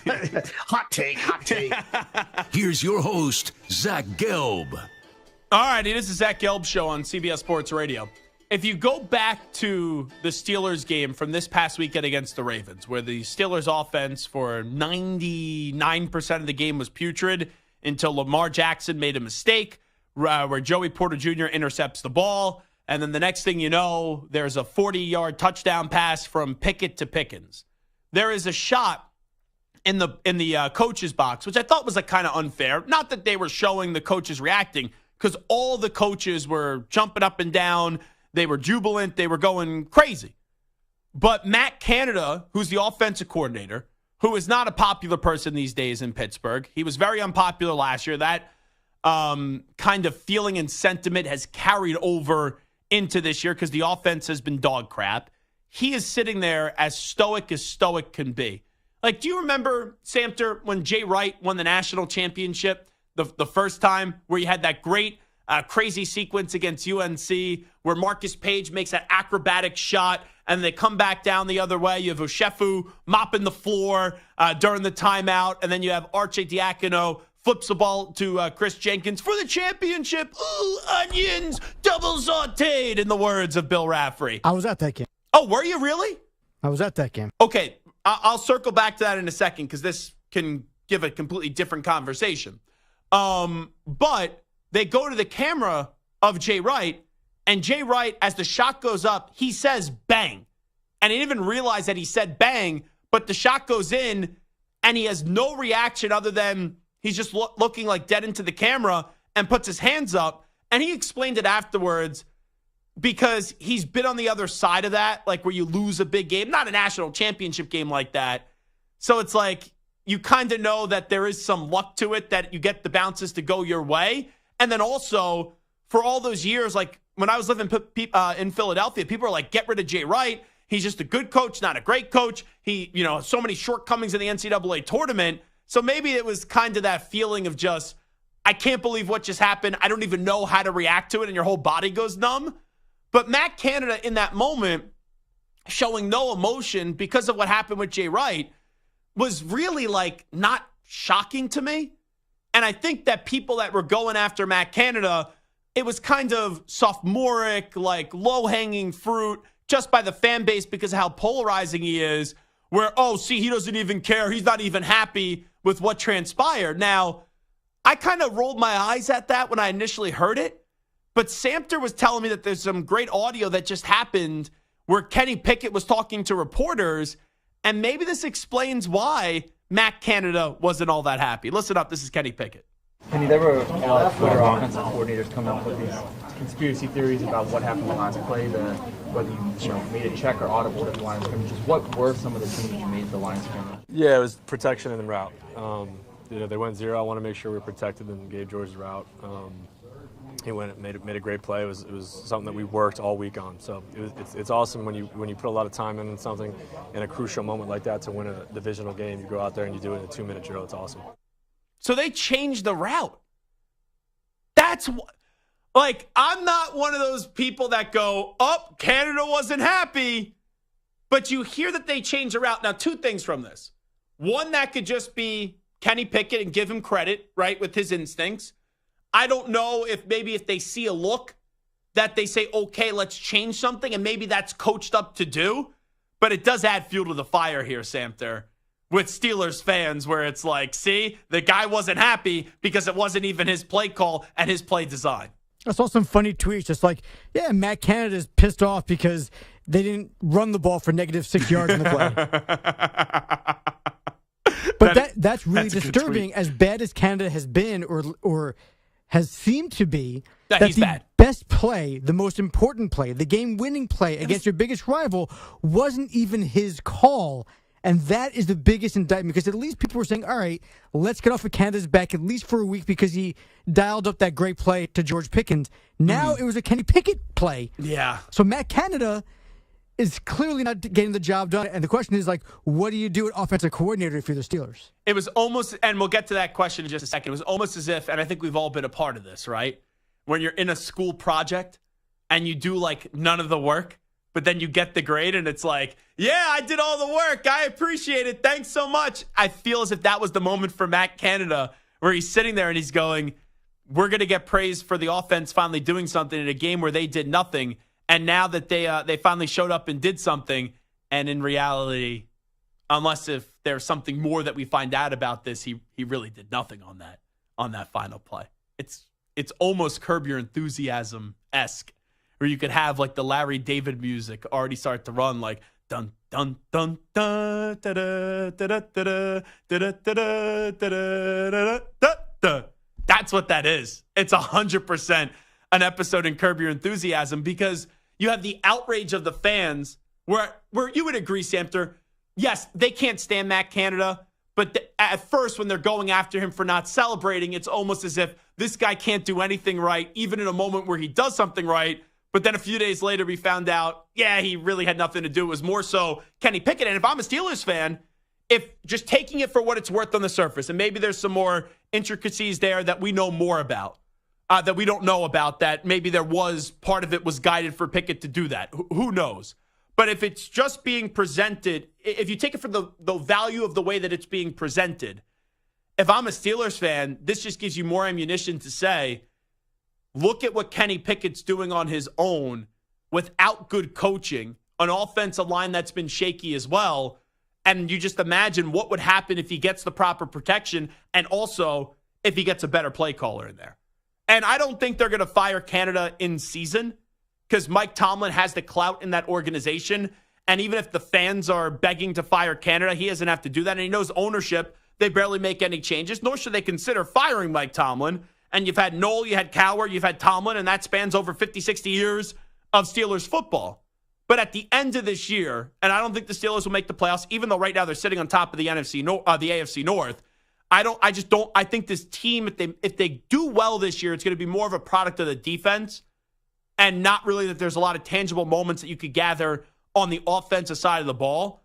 But it's like you have no choice at Tomlin at the end of the season, barring a drastic change, to move on from Matt Canada, even if you love showing loyalty to Matt Canada, because then you turn into kind of Lincoln Riley, what we were talking about earlier, where everyone knows what the problem is. You got to get rid of Alex Grinch. You got to try something different on the defensive side of the ball. Riley refuses to do that. It's one thing to refuse to do it in season, but at the end of the season, I would be very shocked if we're sitting here next year and Matt Canada is back as the Steelers offensive coordinator. But I was reading something today on Larry Brown Sports, and it was via longtime Steelers reporter Jerry Dulac, who he floated the idea, I guess that he does like a mailbag kind of question with fans, and they said, oh, if Canada ever does get fired, if Steelers fans finally get their wish after imploring the Steelers to get rid of Matt Canada for the last 2 years, who would be some names to kind of monitor early for the next offensive coordinator? And Dulac said, way too early to speculate, but a good one would be a Mike Tomlin friend. And who was that Mike Tomlin friend? Jon Gruden. Now, there's many complexities to the name Jon Gruden. Jon Gruden currently has his own issues with the NFL right now, in that I think it's still a pending lawsuit. So you could be suing the league and still get a job. You look at Brian Flores.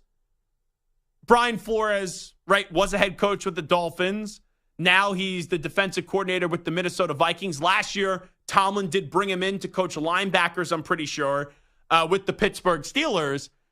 But it's not as if Brian Flores, who did a nice job in Miami as a head coach, even though he did not get along with Tua Tagovailoa. And look, Mike McDaniel comes in, supports Tua Tagovailoa. They go to the playoffs, and now they're one of the better teams, not only in the AFC, but also in the NFL. But it's not as if Brian Flores taking a defensive coordinator job is like a big shock.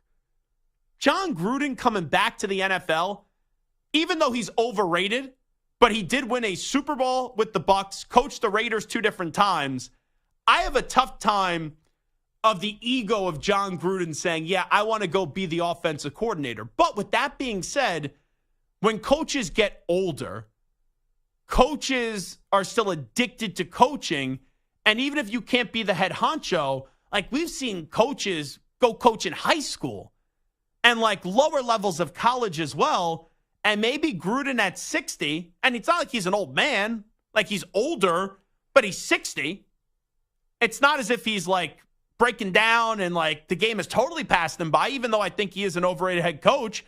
But his numbers with the Raiders, like offensively at least, when he was there, they weren't horrible. They had some good offenses. Just the overall team was not good.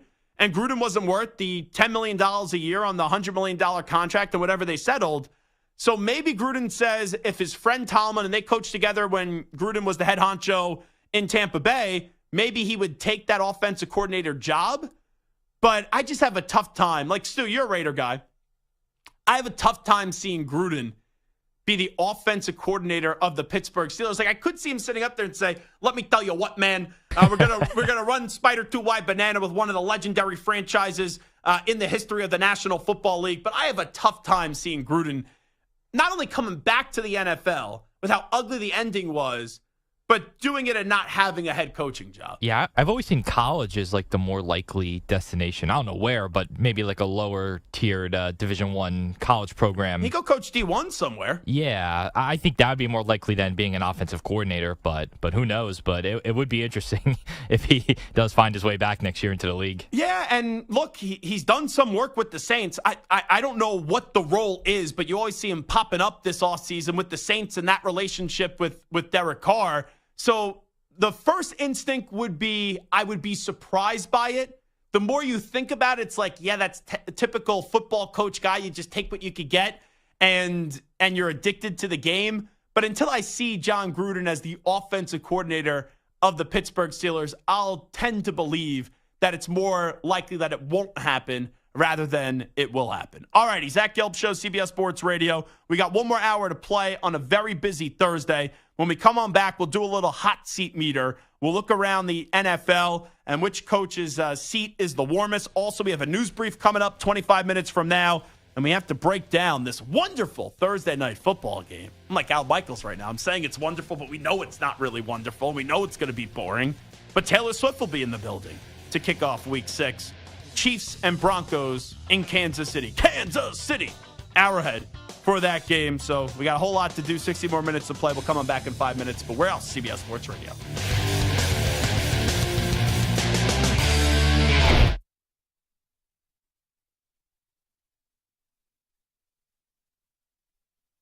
You're in a 5-minute break.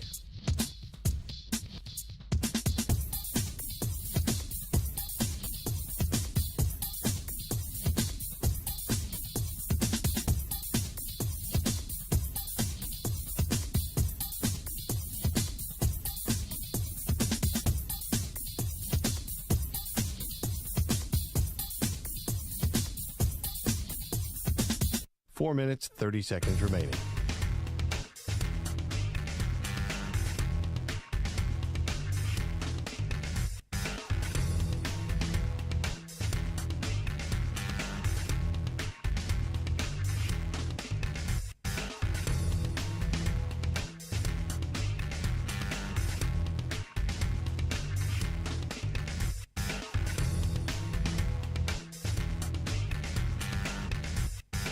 Four minutes remaining.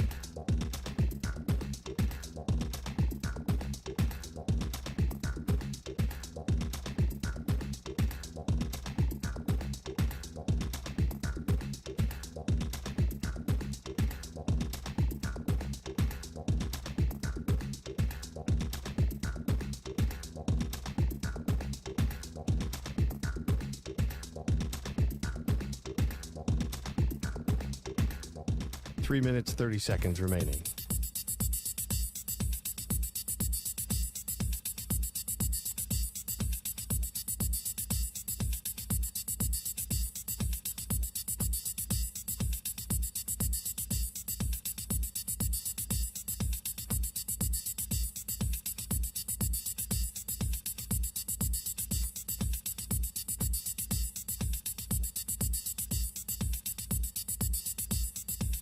Three minutes remaining.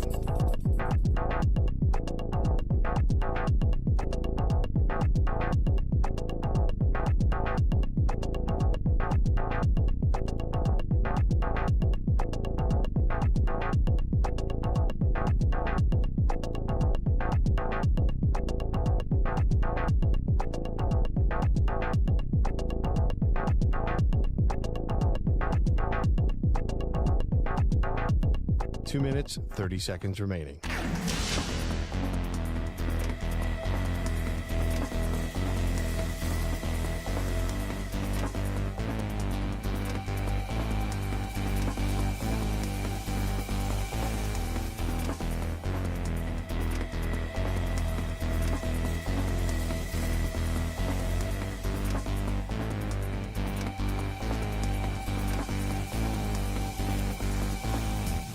2 minutes remaining.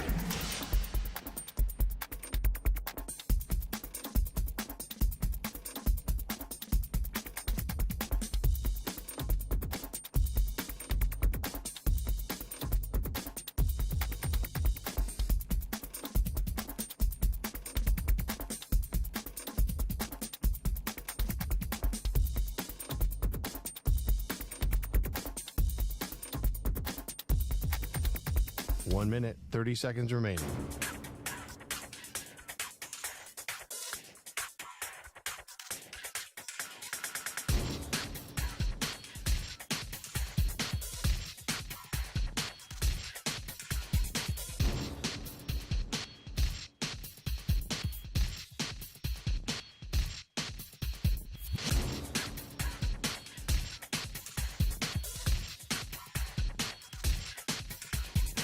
One minute remaining.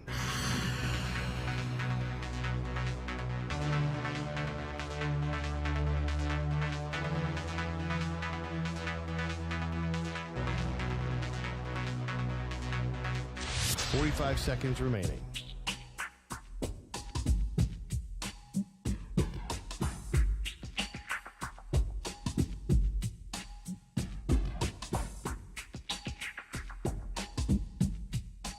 Seconds remaining.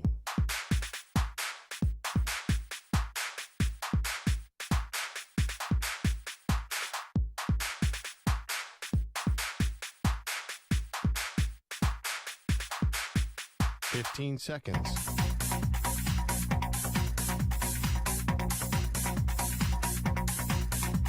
Break ends in 5 seconds.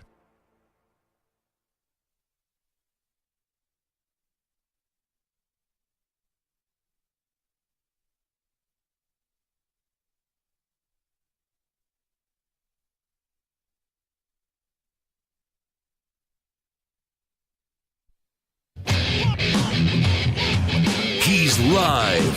He's nationwide on CBS Sports Radio. This is the Zach Gelb Show.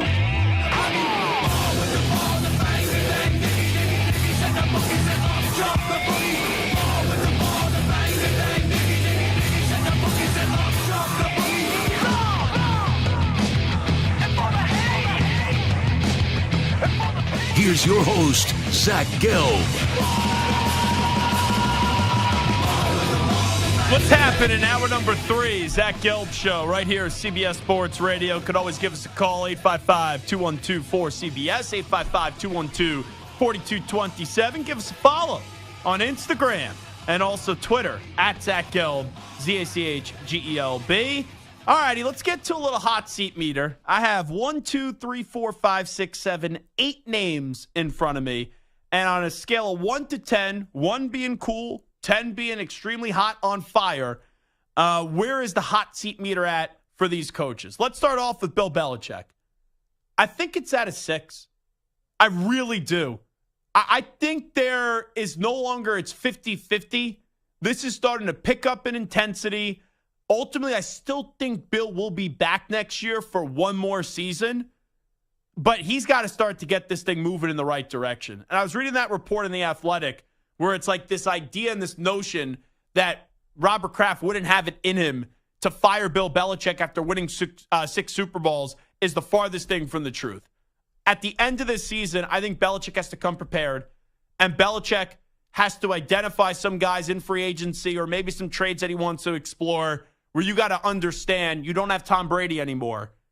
And you can't survive with like the David Givens, the David Pattons of the world, the Troy Browns, the Brandon LaFells, the Danny Amendola, the Chris Hogans of the world. You need to go get legitimate talent. And I thought Ryan Harris did make a very good point. He brought up the name DeAndre Hopkins. It infuriated me that Belichick did not get DeAndre Hopkins because it's nonsensical to just go get an offensive coordinator, and when you finally have a legit offensive coordinator in Billy O'Brien, not to get him some weapons to work with. Like if I'm a defender, and I know we had one of the defenders on for the Saints earlier in the week, Brian Brzee, And he kind of laughed because, like, what is the guy going to say? He's not going to get on the show and just start trashing the Patriots after they beat them 34-0. I'm like, you look at this offense, no one intimidates you. No one you look at on the offense side of the ball for the Patriots and go, oh, we really have to prepare for them. Like, Ramondre Stevenson's solid. He's good. The offensive line stinks. Pop Davis is a good young wide receiver, but there's a lot of good young wide receivers. It's like you're not going to get intimidated by Juju Smith-Schuster, Kendrick Bourne, Devontae Parker. And their best wide receiver from a year ago was Jacoby Myers. They elected to go pay Juju Smith-Schuster, and the next thing you know, Jacoby Myers is off to the Raiders. And that was the one guy Mac actually had chemistry with. And even when he had some chemistry with Kendrick Bourne, last year he was in the Patricia doghouse. So I really do believe that there's a shot Belichick's back next year, but it's starting to become more and more uncertain. And if this continues, where it's like the last 2 weeks where they're not even competitive, it's just going to get worse and worse. So I'd put it at a 6 right now for Bill Belichick. And it's kind of crazy that I put that number 6 there. Yeah, he's won 6 championships, and that's probably the only reason why everyone's still saying, okay, go potentially give him another year. Josh McDaniels, I would say it's an 8. McDaniels wins last week, but you're looking up against the Packers. The one thing that I think is fascinating, because I think we're now at a crossroads from what I've been reading about Brady with the ownership, and that has not been finalized yet as minority owner. If that falls through, right, because Brady is a McDaniels guy, and it would be in the ear of Mark Davis, that could buy Josh McDaniels another year. But if this gets to a point where Brady doesn't become minority owner of the Raiders, and I know he's been like around the team. We saw him. It was the game. Well, Stu, what was it? Was the first game of the season or second game of the season for the Raiders? It was a primetime game where Brady was like running out of the locker room with Jimmy Garoppolo, and he's getting in his ear. It doesn't matter. It was the Steelers game. Thank you. Yeah, the Steelers game where Brady was like trying to make it look like, right, that this minority ownership was actually going to happen. And you read a report the other day that it's reached a little speed bump, and there's a speed bump in the road, and now may not happen. So I think that Brady determining factor is going to be massive. And then also, the best thing that Josh McDaniels has right now is a contract. And what I mean by that is Mark Davis had to pay out Jon Gruden. We don't know what the settlement was, but he had to pay Jon Gruden, you would think, a substantial amount of money. The guy that you hired to ultimately replace Jon Gruden, do you want to get rid of him? And I'm assuming McDaniels probably signed a 5-year deal. That's a standard. It's 4 or 5 year deal. You want to get rid of him after 2 years. And we know how the Raiders, right, Stu, can be a little frugal, if that's the nice way that I'll dress it up for you.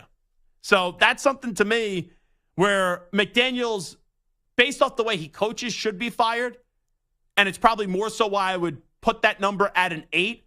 But there's always skepticism when it comes to me and saying, yeah, I expect the Raiders to actually do the right thing. Ron Rivera, it's a 9. I don't think Ron Rivera is back next year. This team I thought would make the playoffs before the start of the year. They had an awful showing last week on Thursday Night Football to kick off Week 5 up against the Chicago Bears. That defense has not got better. And look at this common trend. You see Tomlin with Canada. You see Belichick refusing to go get talent and then having Judge and Patricia. And then you have Ron Rivera being loyal to Jack Del Rio. Like, all three of those things, you just want to scream, it doesn't make sense. And you want to say some words that I can't say on the radio. It made no sense last year why Belichick trusted Judge and Patricia to run his offense. Defensive coordinator and a special teams guy. It makes no sense why Mike Tomlin is allowing Matt Canada to run his offense. And it's like Jack Del Rio has done a lot of stupid things off the field. And then on the field, his coaching hasn't been good, and they've regressed with a lot of talent. And Ron Rivera keeps on going back to the well of Jack Del Rio. And you also have the new ownership group coming in with Josh Harris and then Magic Johnson, who just tweets like the most simple things in the world. That's why I was surprised when, and I know how good of a quote Magic Johnson could be, but when Magic Johnson came on with me a few weeks ago, how awesome he was, because he also owns part of the Dodgers too. And did you guys see his tweet from last night, Samter? Did you see the Magic Johnson tweet? It was, we're all disappointed that our Dodgers didn't hit or pitch well. That's why we lost the series to the Diamondbacks with an exclamation point on that tweet. Magic does the most simple and obvious tweeting that is so unnecessary, but it's like you like that from an owner when you at least acknowledge that your team failed. But wait until like the Commanders keep on losing and it's like, we didn't hit the quarterback and our quarterback didn't put the ball in the end zone. That's why we lost the game for the Washington Commanders. His Twitter could really be insufferable. I mean, it even feels more obvious. It's disappointing that they scored more points than we scored, and they got into the end zone and kicked more field goals than we got into the end zone and kicked more field goals. So that's why we lost the game. When Magic is crafting up that tweet, do you think he's trolling us at this point? Because how intelligent he is that him just saying, I'm going to troll everyone and then just play into it? Or is this him really thinking he has this wonderful, erudite thought and he just has to tweet something and he doesn't realize how simple he sounded? He's 64 years old. He wasn't raised in the social media era. He just wants to get a thought out there, and he wants to be not controversial about it. He wants to just put something out there and just have his words and have his name out there. But he's not trying to, like, stir controversy. He's not trying to, like, have a hot take or be a troll. He's just stating the facts as obvious. And, like, you've spoken to him. I've spoken to him. He's legitimately a genuinely nice guy. Yeah. Right? He's just a nice guy. He's not trying to stir the pot. He just wants to, say something. But that was the thing to me. When I had him on a few weeks ago, he was opinionated on everything. Like, he went after Steph Curry with the whole greatest point guard of all time debate. He said the Lakers are going to get to the championship this year. Like, he said that Dame Lillard should wind up in he had opinions. That wasn't just saying things to say things. Those were backed up. But then it's like you get to Twitter with Magic Johnson. It's like, woke up today, had a cup of water. It's going to be a good day. All right, let's see what happened with my teams. Oh, I look at the box scores. The Diamondbacks scored more runs than us. Oh, we didn't hit or pitch well. So that's why we ended up losing the series. I just chuckled yesterday when I saw that. But Ron Rivera, new regime coming in. Also, him just putting his foot in his mouth too many times, saying the wrong things at the podium the last 2 years, making them messier situations that they need to be, and the team just not moving forward. Like, when the highlight is being 7-9 and winning the NFC East, you're not moving in the right direction. With new ownership coming in, it probably does make sense to bring in a new voice and a new coach to push the Commanders into this new era where for the last 20 years they've been maybe the biggest disgrace with Daniel Snyder running that organization in the NFL and, around sports. So I think Rivera's at a 9. Matt Eberflus, I'm not buying the 1 week. I still think at the end of the year, the Bears will have 2 top 5, 2 top 7 picks, and they'll have an entire regime change, and they'll get rid of Ryan Poles, and they'll get rid of Matt Eberflus. So I put that as a 7. Here's an interesting one. Sean Payton, because Russ has played really well in the first half. He hasn't played well in the second half. I think some of that's on the quarterback, some of that's on the coach. Ryan Harris, who joined us earlier, said that's on the coaching staff because when adjustments are made, they can't figure out how to put the players in a better position. I would say with Sean just getting there in the name of Sean, he's not on the hot seat at all. Right now, he isn't. It's a 1. Last week was super embarrassing. Now, you go back to the well next year and you're a 4-5 win team, then that number will pick up and it will jump up more than a few spots. Kevin Stefanski. So his quarterback's hurt right now. We'll see if Deshaun Watson's going to make a return. I believe that the Browns have to make the playoffs this year for Stefanski to be back as the coach. Because you just look at the way that power struggles happen, and you look at the way where people criticize. If people are going to be critical of Deshaun Watson, where his play is not back at an elite level or great level, well, the Browns aren't going to move on from Deshaun Watson. Because Deshaun Watson, they just moved mountains to go get him. He's young, and they just paid him a fully guaranteed contract. The first person to go is going to be Kevin Stefanski. Now, you could say maybe that's not fair, but that's the way that it's going to work because Deshaun will get sensitive to the criticism. Him and the coach will butt heads. Remember, Stefanski was there before Deshaun even got there, and then people look to save their jobs to try to get Deshaun Watson going before you realize that maybe Deshaun is no longer the player that he used to be, and they'll bring in a new coach there. I think it's at a 7 because I don't think it's very likely that the Browns are going to make the playoffs this year. Brian Daboll, it's at a 3. And I'll put one caveat in there. This has gone from year 1, where they were spectacular, to now year 2, they're falling flat on their face. I do believe Shane isn't going anywhere. I do believe the Mara family will be patient, and I don't think Daboll will be going anywhere. But the only way I think this number could significantly augment from a 3 to like maybe a 7 or an 8 is if Belichick becomes available. Because Bill Belichick has a tremendous amount of respect for the Giants. He won 2 Super Bowls with them as a defensive coordinator. And there's always been that speculation like years ago. If Belichick were to ever lead the Patriots, he would definitely be interested in the Giants. Heck, the Giants have had a lot of hirings through the last few years after Tom Coughlin has left in the last decade, after they got rid of Tom Coughlin. And every time there's an opening with the Giants, that name Belichick always gets speculated by someone in the New York media. But I think Brian Daboll's out of 3. And then finally, Dennis Allen. I think Dennis Allen is actually at a 5. I still think it's 50-50. Where if they win the division, I think he's back next year. But if they don't win the division, and that's still up in the air, with the Falcons being competitive, the Buccaneers being better than what expected, the Carolina Panthers absolutely stink. I look at Dennis Allen as someone that it's 50-50, and it's all dependent on if they're going to make the playoffs. I don't trust this team. I don't believe in this team. But we'll see if they can start to be consistent. It really is a flip of the coin right now with Dennis Allen. But if I look at who's going to be the first coach to get fired, it wouldn't shock me if it's Rivera. Because I don't know if any other coach is really on my radar to get fired in season. I know there's that report before the Commanders game that it could be Eberflus. I think if you're the Bears, it really doesn't matter who your coach is right now. You just get through the season, then you clean house at the end of the year. I would actually say it's Rivera, though. And remember, Rivera got fired in season when new ownership came in with David Tepper. And he got fired with a few weeks left in the season.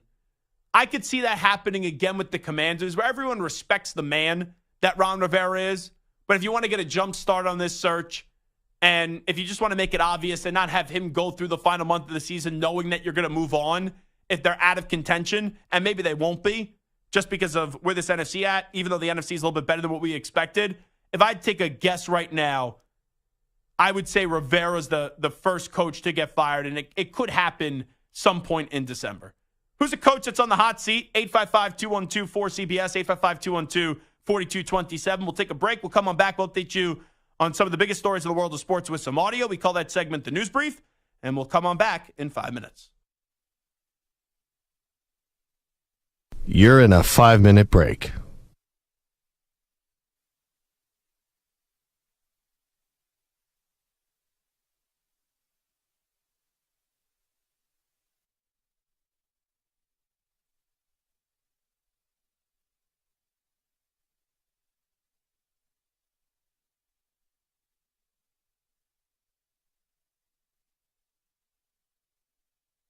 Four minutes, 30 seconds remaining.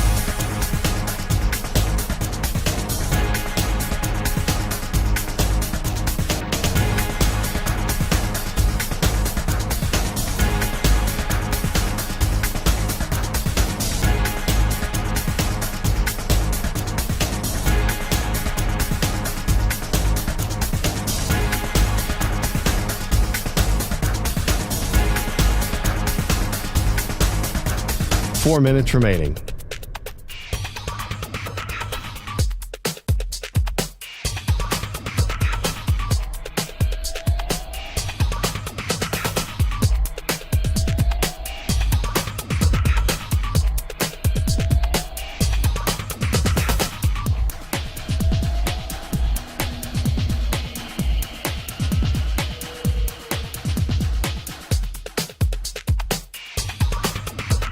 Three minutes, 30 seconds remaining.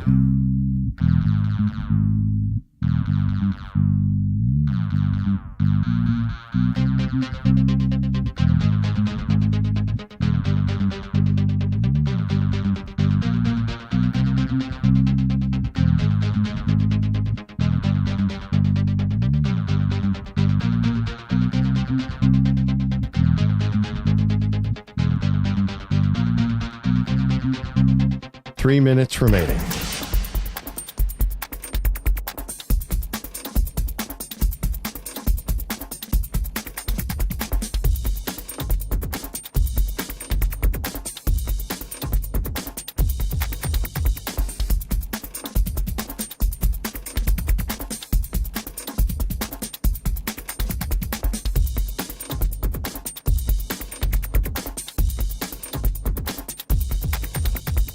2 minutes, 30 seconds remaining.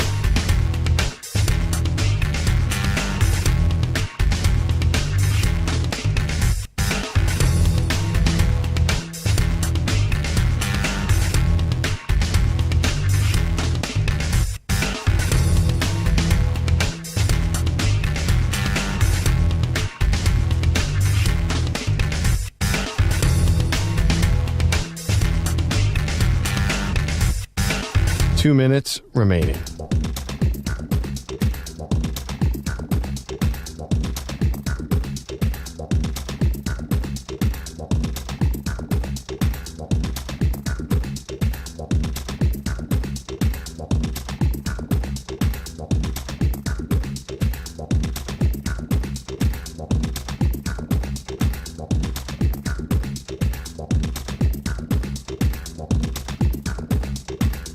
One minute, 30 seconds remaining.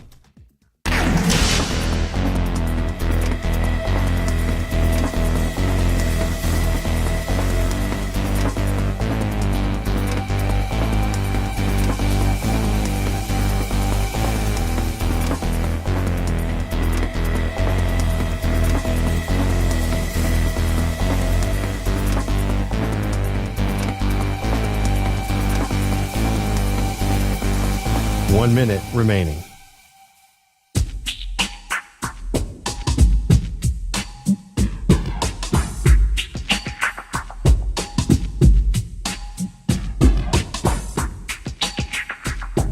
Forty-five seconds remaining.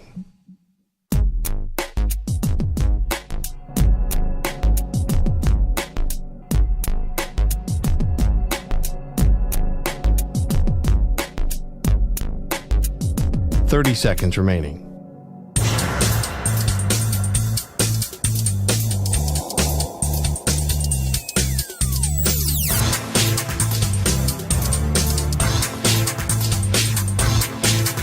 Fifteen seconds.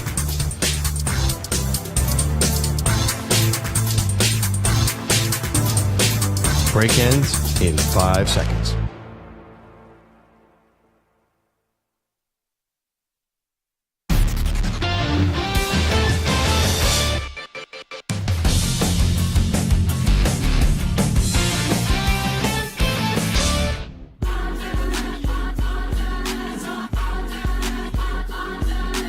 He's live. He's nationwide on CBS Sports Radio. This is the Zach Gelb Show. Now joining me is the Pro Football Hall of Famer, the two-time Super Bowl champion, and the new head coach at Jackson State. And that, of course, he needs no introduction, really. Primetime, Deion Sanders. Deion, how you been? Zach, I love how we just having a casual conversation, and you went to that radio voice. It was beautiful, man. You're awesome. You're awesome already. You're my dude already, man. I appreciate it. Well, you know this, and I know this. When the lights shine brightest, primetime players got to show up, right? Hey, you showed up, baby. You showed up, Zach. Here's your host, Zach Gelb. You can stream the NFL on Westwood One for free, sponsored by AutoZone all season long. You can listen to every Westwood One broadcast of the NFL live on the NFL app by asking Alexa to open Westwood One Sports, or on the Odyssey app. Get in the zone, AutoZone. The free AutoZone Fix Finder service can help you find a fix for free. Get in the zone, AutoZone. Restrictions apply. We'll get to a news brief in just a second. But first, 855-212-4CBS, 855-212-4227. Talking about coaches on the hot seat. Let's go to David in Dallas next up on CBS Sports Radio. David, go ahead. Zach, I think that this one, just hear me out, it's going to sound a little surprising, but I think Frank Reich could be gone because I think Fitterer there in Carolina, the GM, could be gone, and they, especially if they do a 2-15, and that pick is the Caleb Williams pick that's given away to Chicago. Fitterer survived the Matt Rule era, but I really think David Tepper, as he's got a lot of Steve Cohen in him. I'm telling you, I think he could say, you know what, I'm getting rid of the GM, and any new GM is going to want his own coach. So you bring up a good point, and I don't trust David Tepper at all. I'm not a big fan of David Tepper. I think he's someone that just because he owns the team, he's trying to be like this football expert, and he's not a football expert. And if that report is true that you saw from Adam Schefter before the draft, that his preference was originally they liked Bryce Young, and then through the process, Frank Reich wanted C.J. Stroud, and then David Tepper swoops in and goes, no, we have to draft Bryce Young, and they changed that decision. That's a bad look for David Tepper. The only thing I will say is I have a tough time, and I understand what David in Dallas is saying. Fitterer could definitely be gone at the end of this season. That is not a crazy take. That team has no talent. They just traded to go get Bryce Young, and now to go get something, you got to give up something. You may have given up the number 1 overall pick, which could be Caleb Williams, which could go right to the Bears. So if Fitterer is going to get fired at the end of the season, and he's kind of the casualty and the scapegoat for this season, I don't know if scapegoat is the right word, but you get what I'm saying.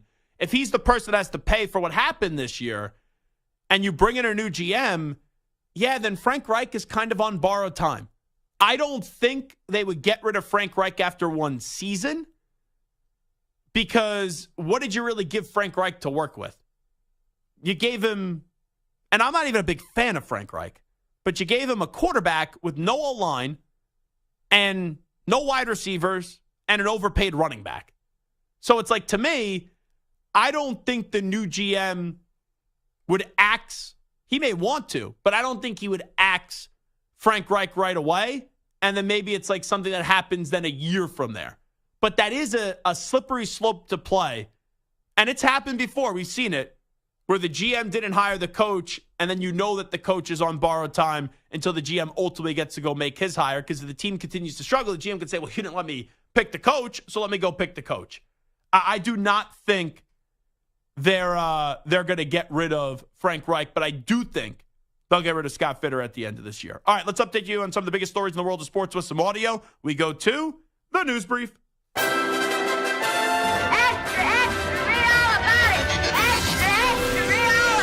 Time for your daily news brief. We get you caught up on the rumors, reports, and reconnaissance from the day in sports.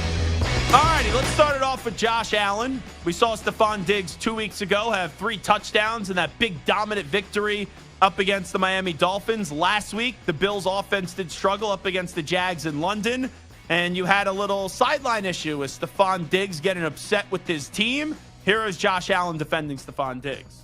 He's a competitor. He's a fiery competitor. I'm tired of hearing all this nonsense from people, because there's a lot of guys in the league that have that same fire that don't get talked about. But, you know, he's a lot of our juice on the sideline, making sure that the offense is staying up and as energized as possible, and we feed off of that.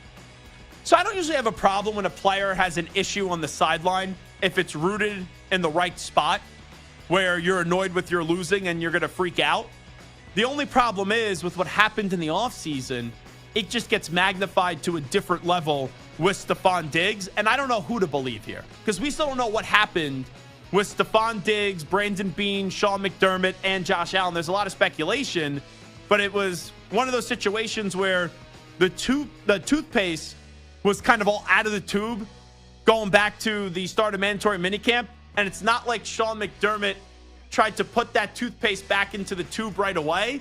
Instead, he tried to get every ounce of toothpaste out when he was like, yeah, I'm very concerned that Stephon Diggs was there. And after getting all the toothpaste out of the tube, he was like, uh-oh, I made a mistake, and now I have to fix this thing. So we have not found out the truth, what happened there. And when you don't tell us the truth and you try to tell us it's no big deal when everyone saw a big deal happen, the little things get made into bigger things. And I could see why Josh Allen's getting frustrated with it and felt the need to go defend Stephon Diggs. Here's Mary Kay Cabot, who's covered the Browns for a long time.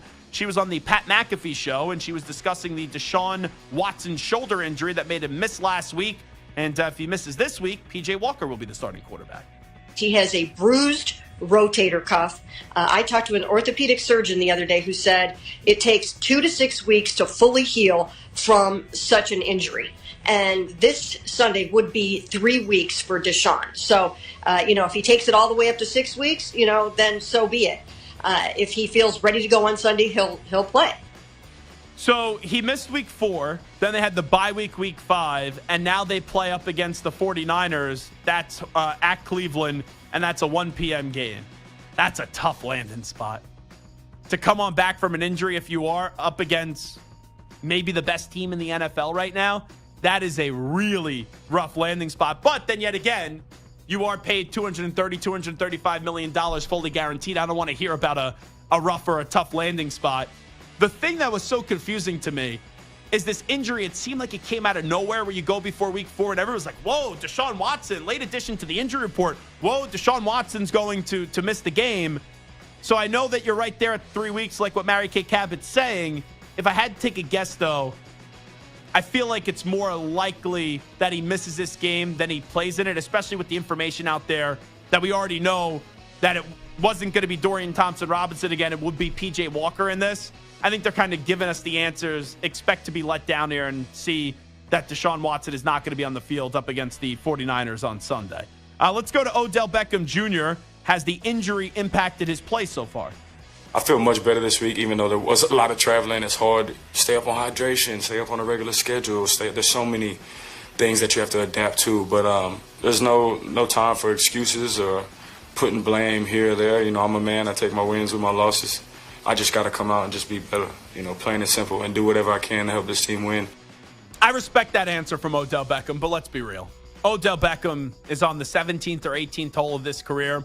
He may not want to admit that, but he was having a really good rebound story, right, with the Rams, where he caught that touchdown in the Super Bowl, then tears the ACL, and now coming back from all those injuries with the other previous major injuries that he suffered. It's a lot of wear and tear on the body. It's catching up to him. And it's, not directly comparable to the Michael Thomas situation, because Michael Thomas is significantly younger. But Michael Thomas, right, now has had so many injuries where you don't ever expect him to actually make it through the entire season. And it's kind of one of those things where now with Odell, I don't expect him to make it through the entire season. Actually, I'll correct myself on that. Michael Thomas and Odell Beckham Jr. are actually the same age. They're both 30. That doesn't seem right, Stu. Like, if I would ask you who's older, Odell Beckham Jr. or Michael Thomas, you would assume that it was Odell Beckham Jr. as well, right? By a few years at least, yeah. Yeah. No, they're both 30. I know Michael Thomas, right, emerged onto the scene out of Ohio State, and then it was like he was a really good wide receiver, maybe the best wide receiver in the league for like 2 or 3 years. And then he just got hurt, and then he was out of sight, out of mind. But when I said that, I was like, oh, yeah, Odell Beckham is significantly older than Michael Thomas. And then something went off in my brain where I was like, let me check that, actually. Because I always remember Michael Thomas being a little bit older than what we thought. But both guys are 30 years old right now. Let's go to Deion Sanders. So they had some scouts at practice. No surprise with the Colorado football team. And Deion Sanders tells the Falcons scout to draft both of his sons in Shedeur Sanders and Shiloh Sanders. Tell what I told you. Hey, we gonna get them Sanders. Tell them exactly what I told you. Hey, we ain't coming back unless we bringing the Sanders boys to the both of them. That's all I'm saying. Hey, how y'all feel about that? Hey, how y'all feel about that?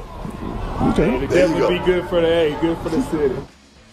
Man, that sounded like that scout was like being held hostage right there.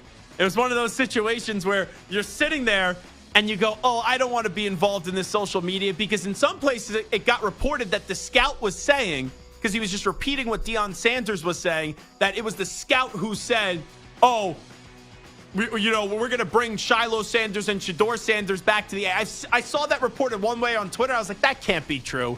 A scout's not saying that. Those scouts say nothing, and they don't really have the power to make those decisions ultimately.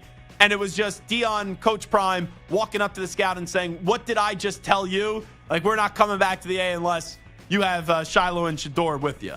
That could be a good landing spot for Shedeur Sanders, too. Walk in with Tyler Algier and Bijan Robinson and Kyle Pitts and Drake London. You got some weapons there. Here is Doc Rivers, who's now back at ESPN as an analyst, and he was asked if he's surprised by all the James Harden drama in Philly. I don't know if I saw it coming, because I did think that they would all figure it out. But obviously, once you saw James opt in, you knew there was trouble in paradise. You just knew that. I believe he believed that he was going to get taken care of at some point. He didn't. And he's upset by it. I would be surprised if it's resolved unless there is a trade. So Doc Rivers, that's a weird spot. The former coach of the Sixers, and he was basically fired because James Harden didn't like him, because Doc tried to hold James Harden accountable, and Doc wanted James Harden to prioritize basketball more than the partying, and he wanted him to be a more diligent player. So when Doc Rivers gets fired, it's, I know Embiid likes me, but Harden didn't mess with me. So I lost my job for a few reasons, but mainly because James Harden didn't like me and Daryl Morey became and has been best friends with James Harden. The thing that Doc Rivers didn't see coming after he got fired is that James Harden would turn on Daryl Morey. So that is an absolute bleep show with the 1, 2, 3, 4, 5, Sixers, 10, 9, 8, 76ers.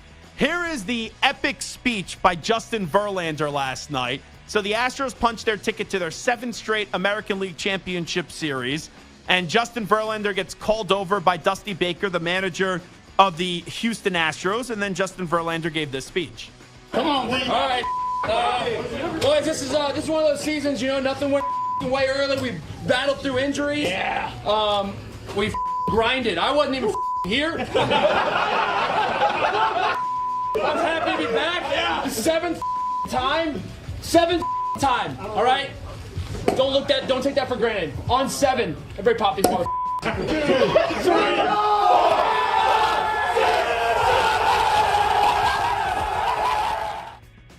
There is nothing more as a sports fan that I kind of enjoy than seeing those videos where everyone's just spraying champagne after a big victory. The only thing that maybe I enjoy better is when the grown men, when they win the Stanley Cup, they just basically scream so high pitch when they pick that Stanley Cup up after winning Lord Stanley Cup.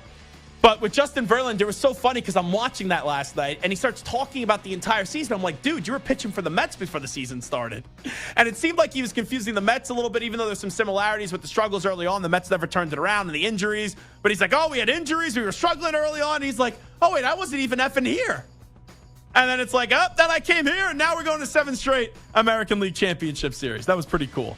Let's hear Dave Roberts, swept out of the postseason by the Arizona Diamondbacks inside the NL West. He is not a fan of this playoff format. There's some things with the format that, people can dissect or whatever, but the bottom line is that, the last 2 years we've got outplayed in the postseason. And, it doesn't matter if it was a 7-game series. We lost the first 3 games. Mixed emotions there with Dave Roberts. Because you started to use the excuse of the playoff format, and then you go, bottom line is the last 2 years we didn't play well. I think you should not even mention the playoff format and just mention what you said towards the end. We have not played well the last 2 years. Maybe you want to do an off-season interview, and then you discuss, I don't love the playoff format. But last night, no one wants to hear you bitching and complaining to start your answer with the playoff format. Here is Mookie Betts of the Dodgers on the NLDS sweep against the Diamondbacks and his performance. I mean, it's obviously super frustrating. There is no real words for it. They played better. We didn't do much. I can't speak for all of us, but I know for sure I did absolutely nothing to help us win. I mean, there's no real words for it. Now, they got a hit. We know that. Now I'm going to sound like Magic Johnson, where I just say, you got a hit, and then you also got to be able to pitch. But they got injured in the rotation. And I thought their hitting could carry them, and I was wrong on that. And that Diamondbacks team is fun, with it all starting with Corbin Carroll. All righty, and finally, Bryce Harper hit 2 home runs last night. Phillies 1 win away from going back to the NLCS. They're up 2-1 against the Atlanta Braves. And this was the 2nd home run that Bryce Harper had in the game. He did this throat slash as he crossed home plate. This is Joe Simpson and Ben Ingram on the Braves radio network who weren't happy with it. 1-1 and a high, deep drive to center. Michael Harris back to the wall. Harris leaps, and that is out of here. And Bryce Harper has gone deep for the 2nd time of the ball game. Sitting on a curveball, and he got it. Again, gave the throat slashing sign, which, given today's climate around the world, I'm not sure that's quite appropriate. What anybody wants to see. So I'll say this as someone that is Jewish and someone that is clearly heartbroken, and it's sickening what's going on in Israel. If you're a baseball announcer there and you're trying to make the point about what's going around the world to a named baseball game and Bryce Harper doing a throat slash, it doesn't fly with me. I think it's a bad job by the announcer there, if I'm being 100% honest, to try to make it as if Bryce Harper is this villain and Bryce Harper's doing something that is so terrible. You have to separate the two. That is a sporting event. That's a crazy environment in Philadelphia. And when he does that, no one's thinking about what's going on around the world in that moment. It's just he's sending a message to the Braves that your season's over, your series is over, and this is a changing of a moment of it. I have no problem with what Bryce Harper did, and I thought it was really laughable, the reaction by the guys on the Braves radio network with the way that they handled it. And they went after the throat slash twice that Bryce Harper did. How are you offended by that?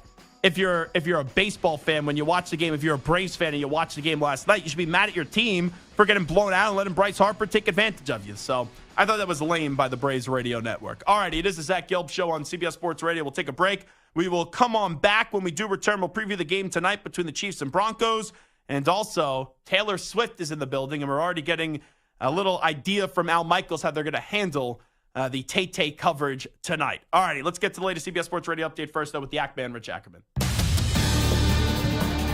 CBS Sports Radio. Sports Flash. Well, the Chiefs play for the second time this year on a Thursday night, hoping for a better result when they host the 1-4 Broncos. The defending champs have won 4 straight since their opening night loss. The only difference this time, they have a short week of work. That's nothing new, though, for Patrick Mahomes and company. Monday, Tuesday, just really getting after it with the details and stuff like that. And I feel like if I can really get the full game plan in, which we have already, and get it all down where I feel comfortable, Wednesday I can relax and let my body relax and study and stuff like that. And it always helps you, the home team. The biggest factor in the short week, Travis Kelce's sprained ankle, but he is expected to play. Former Chief Frank Clark has already been ruled out and will reportedly be out of Denver soon, where the Broncos set to part ways with the veteran pass rusher just 5 games into his Denver tenure. Both Daniel Jones and Deshaun Watson missed another day of practice due to neck and shoulder injuries, respectively. The Phillies try to advance the National League Championship Series for the second straight year at the expense of the Braves. They hold a 2-1 series lead over Atlanta with Game 4 tonight in Philly after the Phils last night had a franchise postseason record 6 home runs. I'm Rich Ackerman. He always has a rant. He always has a take. He's Jim Rome, and he's only on CBS Sports Radio. CBS Sports Radio.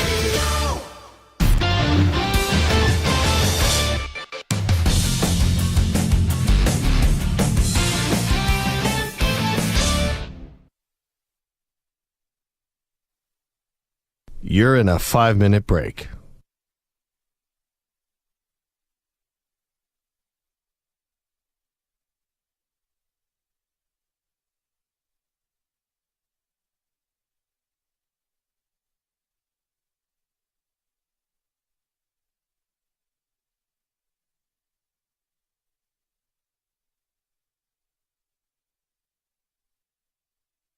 Four minutes, 30 seconds remaining.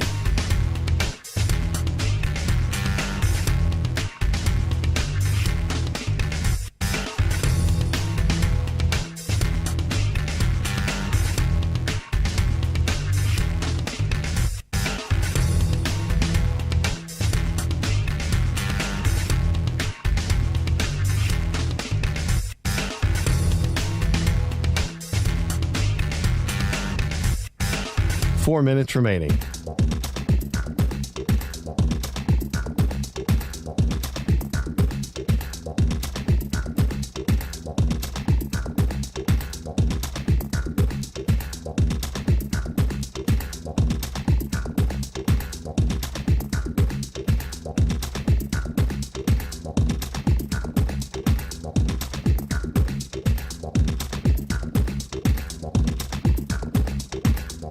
Three minutes, 30 seconds remaining.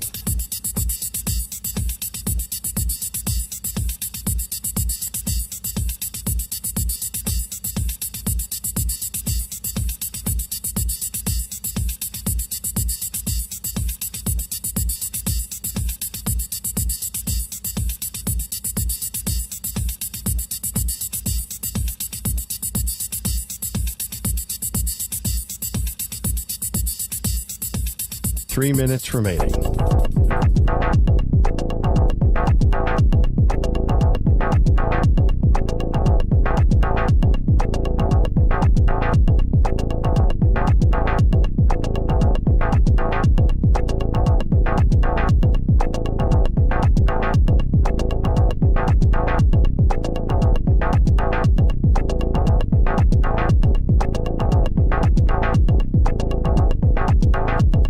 2 minutes, 30 seconds remaining.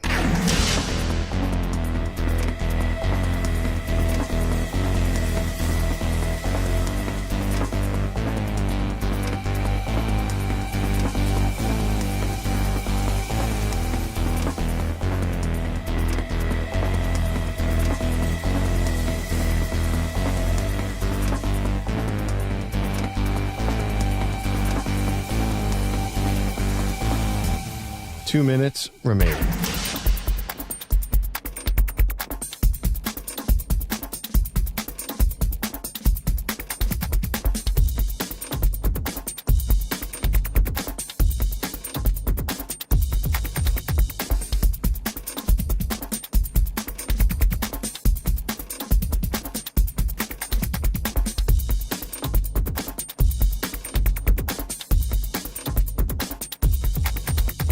One minute, 30 seconds remaining.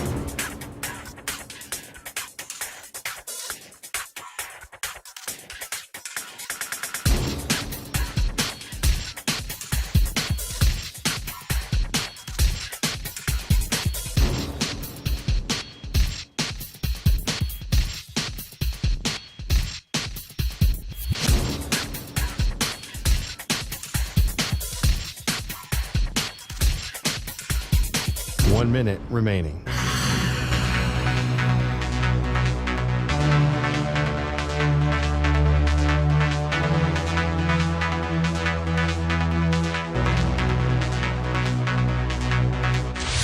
Five seconds remaining.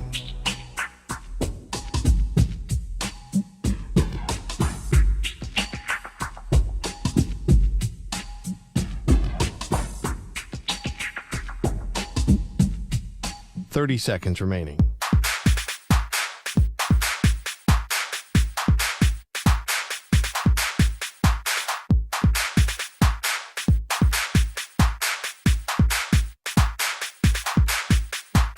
Seconds.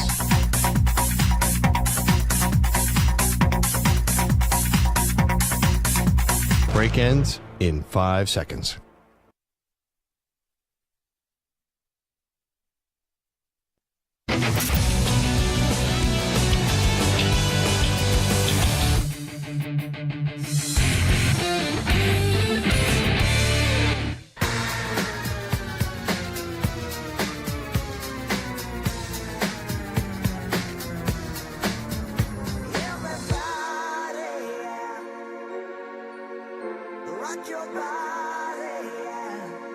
Hey, this is Howie. And this is Nick. From the Backstreet Boys. And you're listening to the Zach Gelb Show on CBS Sports Radio. And guess what?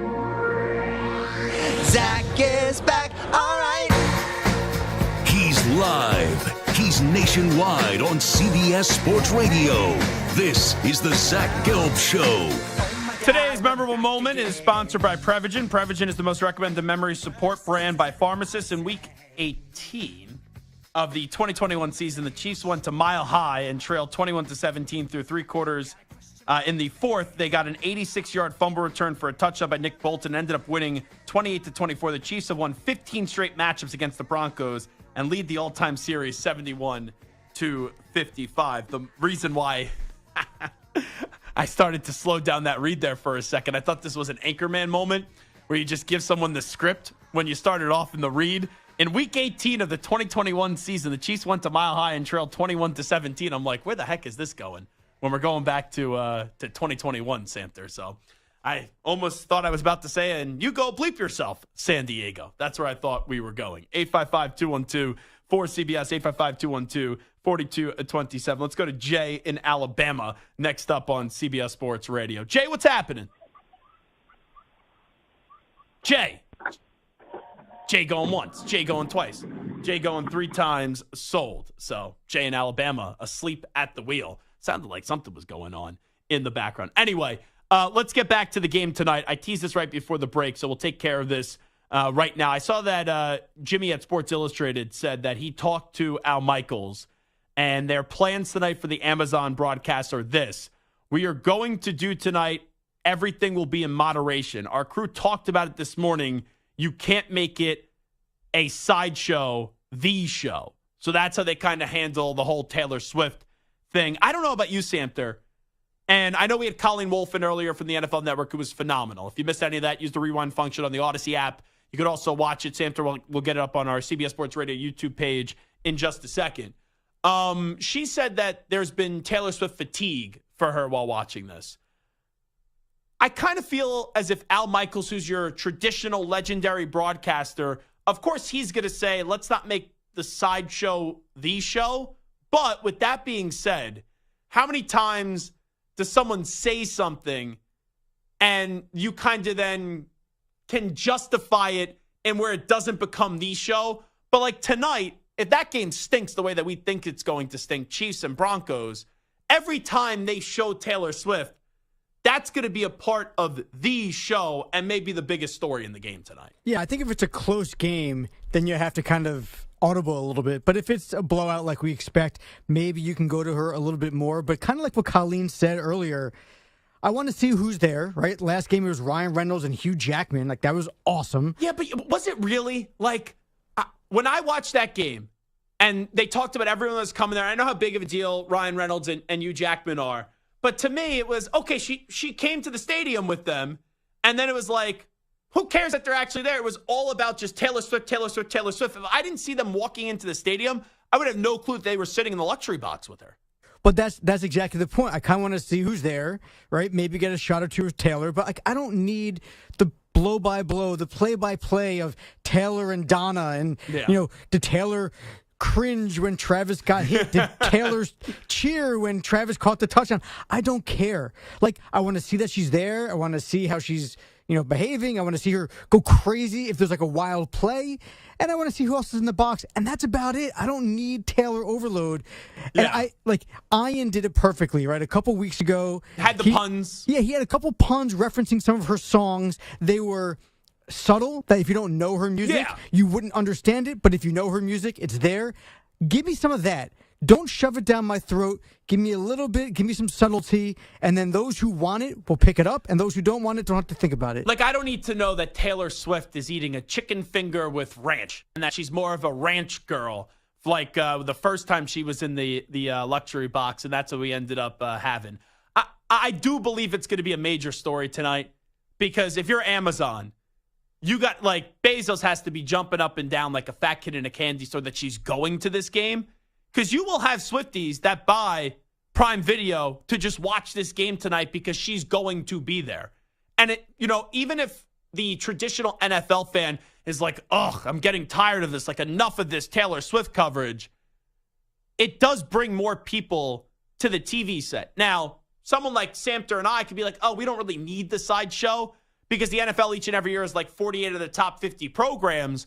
But on the streaming service tonight, they're going to play the hits. And if the Denver Broncos are losing for the 16th straight time to the Kansas City Chiefs, and let's say that this is a boring game, they're going to show a lot of Taylor Swift. And it's Al Michaels saying we're not going to make the sideshow the show. It is very similar to when a coach takes a job and he goes, oh, this was always my dream job. This was always a great job. And he like talked himself into this being his dream job, even though it was never his dream job. That's what Al Michaels is going to do, where he's going to say, well, we only showed her like 9 or 10 times and the rest was all football. We all know that becomes the story, but in Al Michaels' mind, it's not becoming the story because the focus for him is still on football. I wonder if you could bet on this tonight. What's gonna be more, the amount of times Amazon shows Taylor Swift or how many points the Broncos are going to have in the game tonight? I think that's a fun bet. I would take Taylor Swift camera shots. The Broncos stink. The first 30 minutes, sure, Russell Wilson is elite in the first half of football. We went through the stats earlier, but in the second half, that offense is terrible. It's like one of the worst offenses of all time in the second half this year. Now, if this was Kansas City Chiefs points compared to how many times you see camera shots with Taylor Swift, yeah, I would take the Chiefs points. All righty, I'll give you a play on the game tonight. I don't think this game's going to be close, but I'm going to do something that people hate when you have gambling experts on, and I'm not a gambling expert. I'm the farthest thing from it. That hook does scare me tonight, where this could be a really ugly game, and then I could maybe seeing it being 30-20 at the end, and you lay the 10.5 points, and then it doesn't work out for you. I will say the play tonight is the over. The over is 47.5. The Broncos, at least give you 30 solid minutes. The Chiefs offense outside of the Bears game has not been clicking yet. This Broncos defense absolutely stinks. This Chiefs defense has been up and down, but they played well against the Lions. They played well against the Jaguars, the Bears. But then against the Jets and the Vikings, it wasn't the greatest defensive performance showing. The Chiefs, they have like a mediocre defense where they make timely stops. They get off the field when they need to. I expect a lot of points in this game tonight. I did bet anytime touchdown Travis Kelce. I had to. Taylor Swift's in the building, minus 140. I know the odds aren't great, but he's going to get into the end zone. So those are my two plays on the game tonight. A Travis Kelce anytime touchdown. It's not great odds at minus 140, minus 145. We're giving you better anytime touchdowns.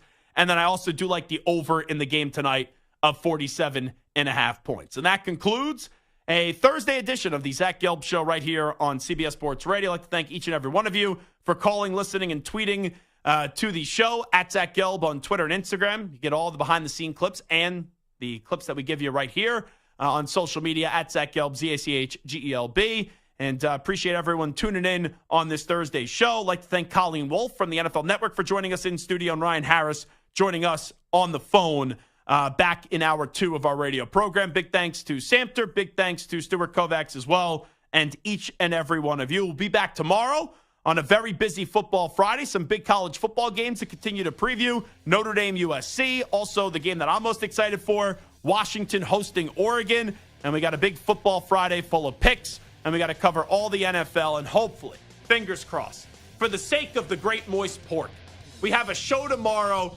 where the focus is on a great Thursday night football game between the Broncos and the Chiefs, and it doesn't have to deal with 3 hours of Taylor Swift. So, moist pork, I can't promise you that, but we'll try. We out. Bye-bye. Peace.